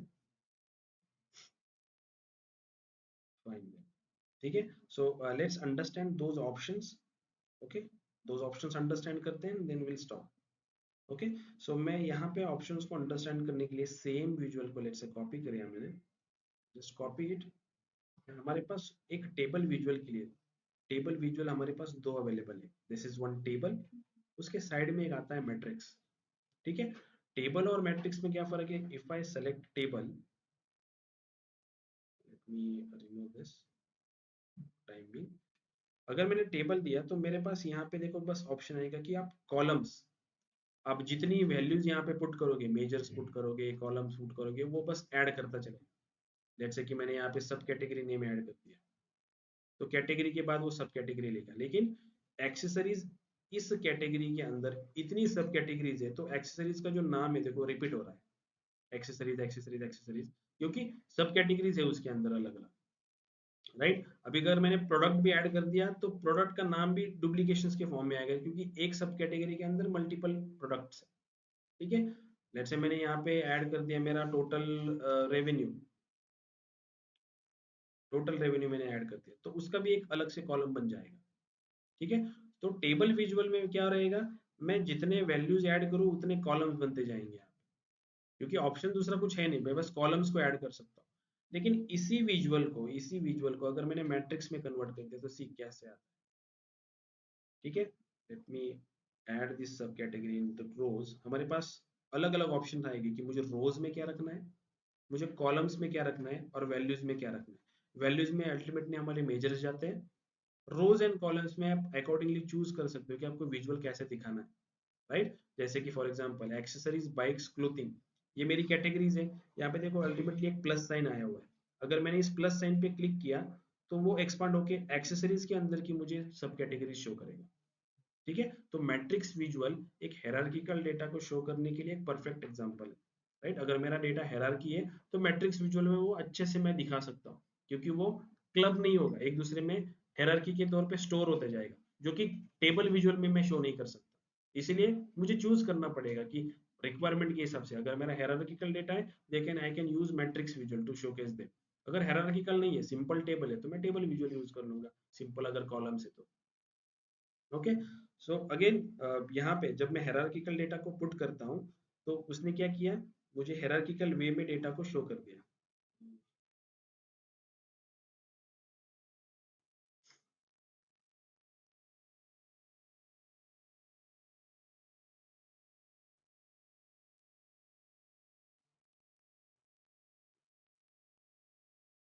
ठीक है, सो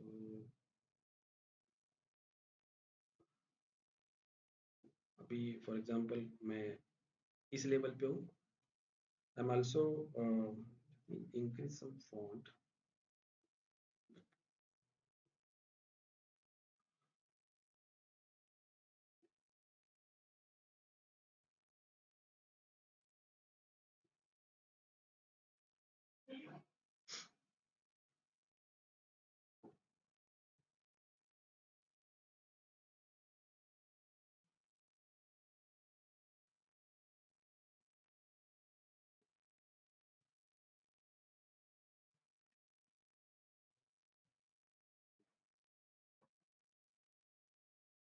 ठीक है, सो अभी लेट्स से एक्सेसरीज है, एक्सेसरीज के ऊपर मैंने प्लस कर दिया तो सब कैटेगरीज ओपन हुई, करेक्ट।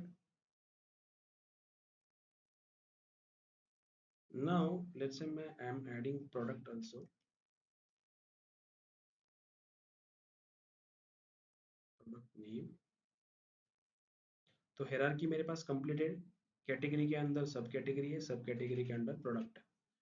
तो सी ऑल सब कैटेगरीज के लिए भी यहाँ पे क्या ऑप्शन आया होगा अभी, ऑल सब कैटेगरीज को भी प्लस साइन आया हुआ है। उसको एक्सपांड करूंगा तो इंडिविजुअल सब कैटेगरी के अंदर के जितने प्रोडक्ट रहेंगे वो मुझे शो करेगा ये। तो लेट्स अंडरस्टैंड कि ये जो ऑप्शन है ड्रिल अप ड्रिल डाउन के, ये क्या है। ड्रिल अप क्या है, सिंपली अगर मैं एक स्टेप पे हूँ, उसकी प्रीवियस स्टेप पे जाना है तो मैं ड्रिल अप को यूज करता हूँ। अभी अगर मैं इनिशियल स्टेप पे हूँ, मतलब मैं कैटेगरी लेवल पे हूँ, तो ड्रिल अप देखो ये ग्रेड आउट रहेगा। ठीक है, अगर मुझे नेक्स्ट लेवल पे जाना है तो अंडरस्टैंड करते हैं ये दो ऑप्शंस, देन विल अंडरस्टैंड ये ड्रिल डाउन ऑप्शंस। तो ये जो थर्ड ऑप्शन है इसका नाम है go to the next level in the hierarchy. हम किस लेवल पे हैं अभी, हम कैटेगरी की लेवल पे, राइट। कैटेगरी वाइज हमें टोटल रेवेन्यू दिख रहा है। अगर मैंने इस दो एरो को क्लिक किया तो वो मुझे दिखाएगा सब कैटेगरी नेम टोटल रेवेन्यू। हमारी कैटेगरी के बाद की लेवल कौन सी है, सब कैटेगरी की है। तो डेटा जो शो करेगा, ऑल कैटेगरी के अंदर की जितनी भी सब कैटेगरीज रहेंगी वो सारी सब कैटेगरीज यहाँ पे शो करेगी और उनका रेवेन्यू शो करेगा।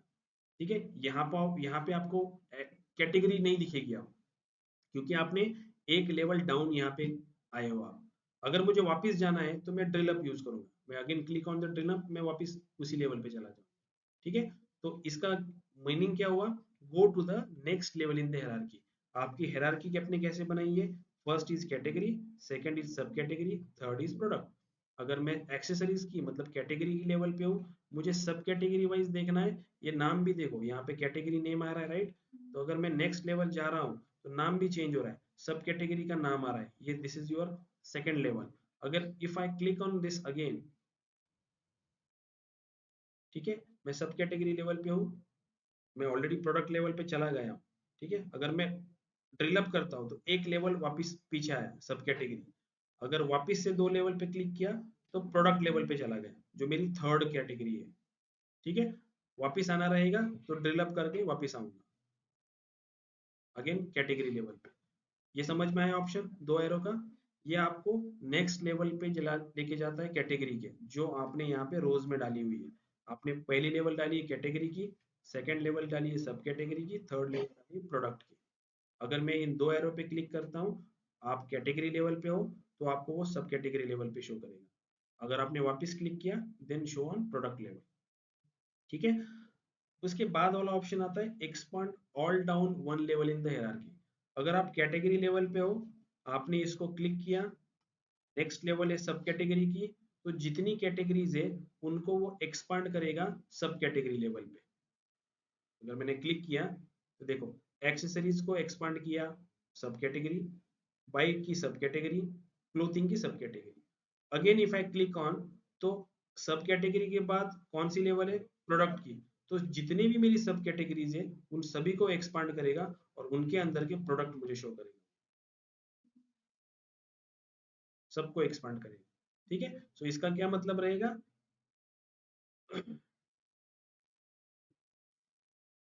Expand all down one level in the hierarchy. ठीक है। आप हायरार्की के जिस लेवल पे हो, अगर आपने उनको एक्सपांड करना है आपकी नेक्स्ट लेवल पे, तो आप उस एक्सपांड बटन को क्लिक कर सकते हो। ठीक है। अगेन अप आना रहेगा, ड्रिल अप यूज कर सकते हैं। नेक्स्ट चीज, ये जो ड्रिल डाउन बटन है, ये ड्रिल डाउन बटन पे मैं अगर क्लिक करूं, तो ये यहाँ से एक्टिवेट हो जाता है। इसको मैंने एक्टिवेट किया, ये एक्टिवेट ऐसे पता चलता है कि ड्रिल डाउन एक्टिवेटेड है। Now if I instead of clicking on this plus, मैं सिंपली इस नाम पे भी क्लिक कर रहा हूँ, एक्सेसरीज नाम पे मैंने क्लिक किया, तो बस एक्सेसरीज के अंदर की सब कैटेगरीज मुझे दिखेगी, बाकी की नहीं दिखेगी। क्योंकि मैं ड्रिल डाउन कर रहा हूँ, मतलब एक स्पेसिफिक पॉइंट को मैं डिटेल देखना चाहता हूँ। तो ड्रिल डाउन ऑन है, मैंने एक्सेसरीज के ऊपर क्लिक किया, तो एक्सेसरीज के अंदर की ही सब कैटेगरीज दिखेंगी। अगर मुझे ये क्लीनर्स जो है, इस क्लीनर के अंदर के प्रोडक्ट देखने हैं बस, तो मैं क्लीनर्स पे क्लिक करूंगा, तो उसी क्लीनर के अंदर का ही प्रोडक्ट दिखेगा। ड्रिल डाउन का मतलब समझ रहे हो, कि मैं स्पेसिफिक पॉइंट के रिगार्डिंग ही डिटेल शो कर रहा हूँ। मुझे बाकी का नहीं दिख रहा है, एक्सेसरीज के अंदर की बाकी की सब कैटेगरीज नहीं दिख रही है, बाकी के प्रोडक्ट नहीं दिख रहे। मुझे एक्सेसरीज के अंदर का क्लीनर ही प्रोडक्ट सब कैटेगरी दिख रहे थे, क्योंकि मैंने क्लीनर ही सेलेक्ट किया था। मुझे देखना था कि क्लीनर्स के अंदर का प्रोडक्ट कौन सा है, तो मैंने क्लीनर्स पे क्लिक किया, तो वो क्लीनर्स के अंदर का ही प्रोडक्ट मुझे बस यहाँ पे शो करेगा, उसकी ही इंफॉर्मेशन शो करेगा। अगर मुझे एक लेवल अप जाना है प्रीवियस स्टेप में, तो ड्रिल अप यूज करूंगा। अगेन वो एक्सेसरीज के अंदर के सारे सब कैटेगरीज दिखाएगा। अगेन अप किया, तो वापिस फर्स्ट स्टेप पे चला जाएगा। ड्रिल अप स्टिल एक्टिवेट है, इसको डीएक्टिवेट करने के लिए मैं इस पे क्लिक करूंगा, ये डीएक्टिवेट हो गया। Drill up, drill down, go to the next level and expand all down one level। समझ में आया? ठीक है। नाउ एक और चीज, यहाँ पे जब मैं एक्सेसरीज पे क्लिक कर रहा हूँ, तो देखो ये, let me of this drill up. जब मैं एक्सेसरीज को सेलेक्ट कर रहा हूँ, तो ये बाकी की जो ऑप्शंस है ना, ये ऑप्शंस देखो कैसे ग्रेड आउट हो रहे हैं, बट दिख रहे हैं। ये बाइक्स को मैं सेलेक्ट कर रहा हूँ, तो बाइक सेलेक्ट हो रहा है, बाकी के ऑप्शंस ग्रेड आउट हो रहे हैं। तो इसका एक ऑप्शन होता है, लेट्स मैं फाइल में जा रहा हूँ।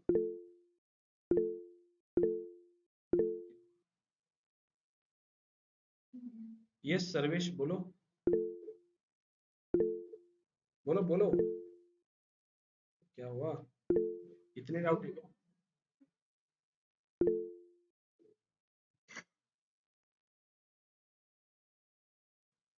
ठीक है। So if I go to this options and setting,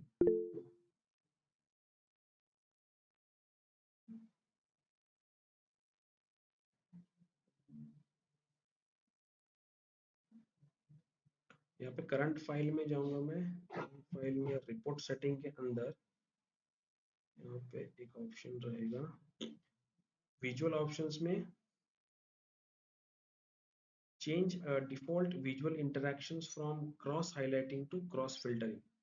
इसको अगर मैं टिक करता हूँ और ओके मैंने किया, now if I click on the bikes, ठीक है, से एक और विजुअल बनाया मैंने, फॉर एग्जांपल यहाँ पे मैंने डाली कैटेगरी का नाम, से रेवेन्यू और टाइम लेगा, ठीक है। और मैंने अभी बाइक्स पे क्लिक किया तो देखो ये जो दूसरा विजुअल है ना, इस विजुअल में बाकी की जो कैटेगरीज थी ना वो चली गई है। बस बाइक के लिए ही ये दो विजुअल आपको इंफॉर्मेशन शो करेंगे। अगर मैंने एक्सेसरीज पे क्लिक किया तो बस एक्सेसरीज का ही डेटा दिखाएगा। Normally cross highlighting and cross filtering क्या होता है, आप एक विजुअल पे क्लिक करते हो, एक पॉइंट पे क्लिक करते हो, तो दूसरे जो विजुअल्स है ना वो बस ग्रेड आउट हो जाता है, डेटा वो दिखते हैं लेकिन ग्रेड आउट दिखते हैं। तो नॉर्मली जब भी आप रिपोर्ट की सेटिंग करोगे, ऑप्शन सेटिंग करोगे, तो ये ऑप्शंस चेक है कि नहीं एक बार क्रॉस चेक करोगे कि क्रॉस हाइलाइटिंग आप बंद कर दोगे और क्रॉस फिल्टरिंग डिफॉल्ट ऑन होना चाहिए आपका। ऑप्शन कहाँ पे रहेगा, फाइल की ऑप्शनल सेटिंग में, करंट फाइल के अंदर रिपोर्ट सेटिंग जो होती है वहां पे विजुअल ऑप्शंस जो रहेगा उसके अंदर वो ऑप्शन रहेगा। डिफॉल्ट वो क्रॉस हाइलाइटिंग ऑन रहता है, आपको वो टिक मार्क किया आपने तो क्रॉस हाइलाइटिंग बंद हो जाता है, क्रॉस फिल्टरिंग ऑन होता है। क्योंकि क्रॉस फिल्टरिंग ही मोस्ट अपीलिंग वे है टू शोकेस करने का। क्योंकि बाकी की विजुअल्स में ग्रेड आउट नहीं चाहता, मैं बस जितना मैं सेलेक्ट करूँ तो बाकी की विजुअल उसी पॉइंट के रिगार्डिंग बस उतनी इंफॉर्मेशन शो करे, ठीक है। तो अभी टाइम बिंग के लिए मैं इसको निकाल रहा हूँ। I think that is enough for today. Visuals हमने बनाए, एक एक बनाया हमने ट्री मैप विजुअल, सेकंड हमने बनाया मैट्रिक्स विजुअल, ठीक है। जैसे इस टोटल रेवेन्यू के साथ मैं यहाँ पे और भी इंफॉर्मेशन पुट कर सकता हूँ। फॉर एग्जाम्पल मैं ऑर्डर क्वांटिटी भी डाल सकता हूँ यहाँ पे,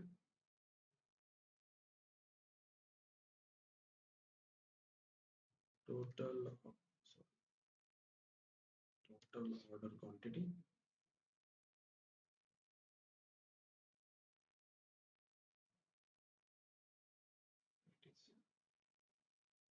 टोटल ऑर्डर क्वांटिटी डाला मैंने, टोटल ऑर्डर क्वांटिटी भी दिखाई। डिपेंड करता है कि आपको इंफॉर्मेशन कैसे शो करनी है। यहाँ पे जो टेबल विजुअल्स में ये जो छोटे एरो दिखते हैं, this is for sorting purpose. आपको अल्फाबेटिकली सॉर्ट करना है, आपको किसी पर्टिकुलर कॉलम के बेसिस पे टेबल विजुअल सॉर्ट करना है। जैसे कि टोटल रेवेन्यू है, मुझे टोटल रेवेन्यू को असेंडिंग डिसेंडिंग ऑर्डर में सॉर्ट करना है, तो मैं ऐसे कर सकता हूँ कि हाईएस्ट वाला होता है। तो ये छोटे जो एरो होते हैं वो उसके लिए होते हैं, आप उस पर क्लिक करके असेंडिंग डिसेंडिंग विजुअल्स को अरेंज कर सकते हैं। Okay, fine then, that is enough for today. Will meet on Thursday, okay 7:30। Online student just wait, मुझे अटेंडेंस कैप्चर करने दो।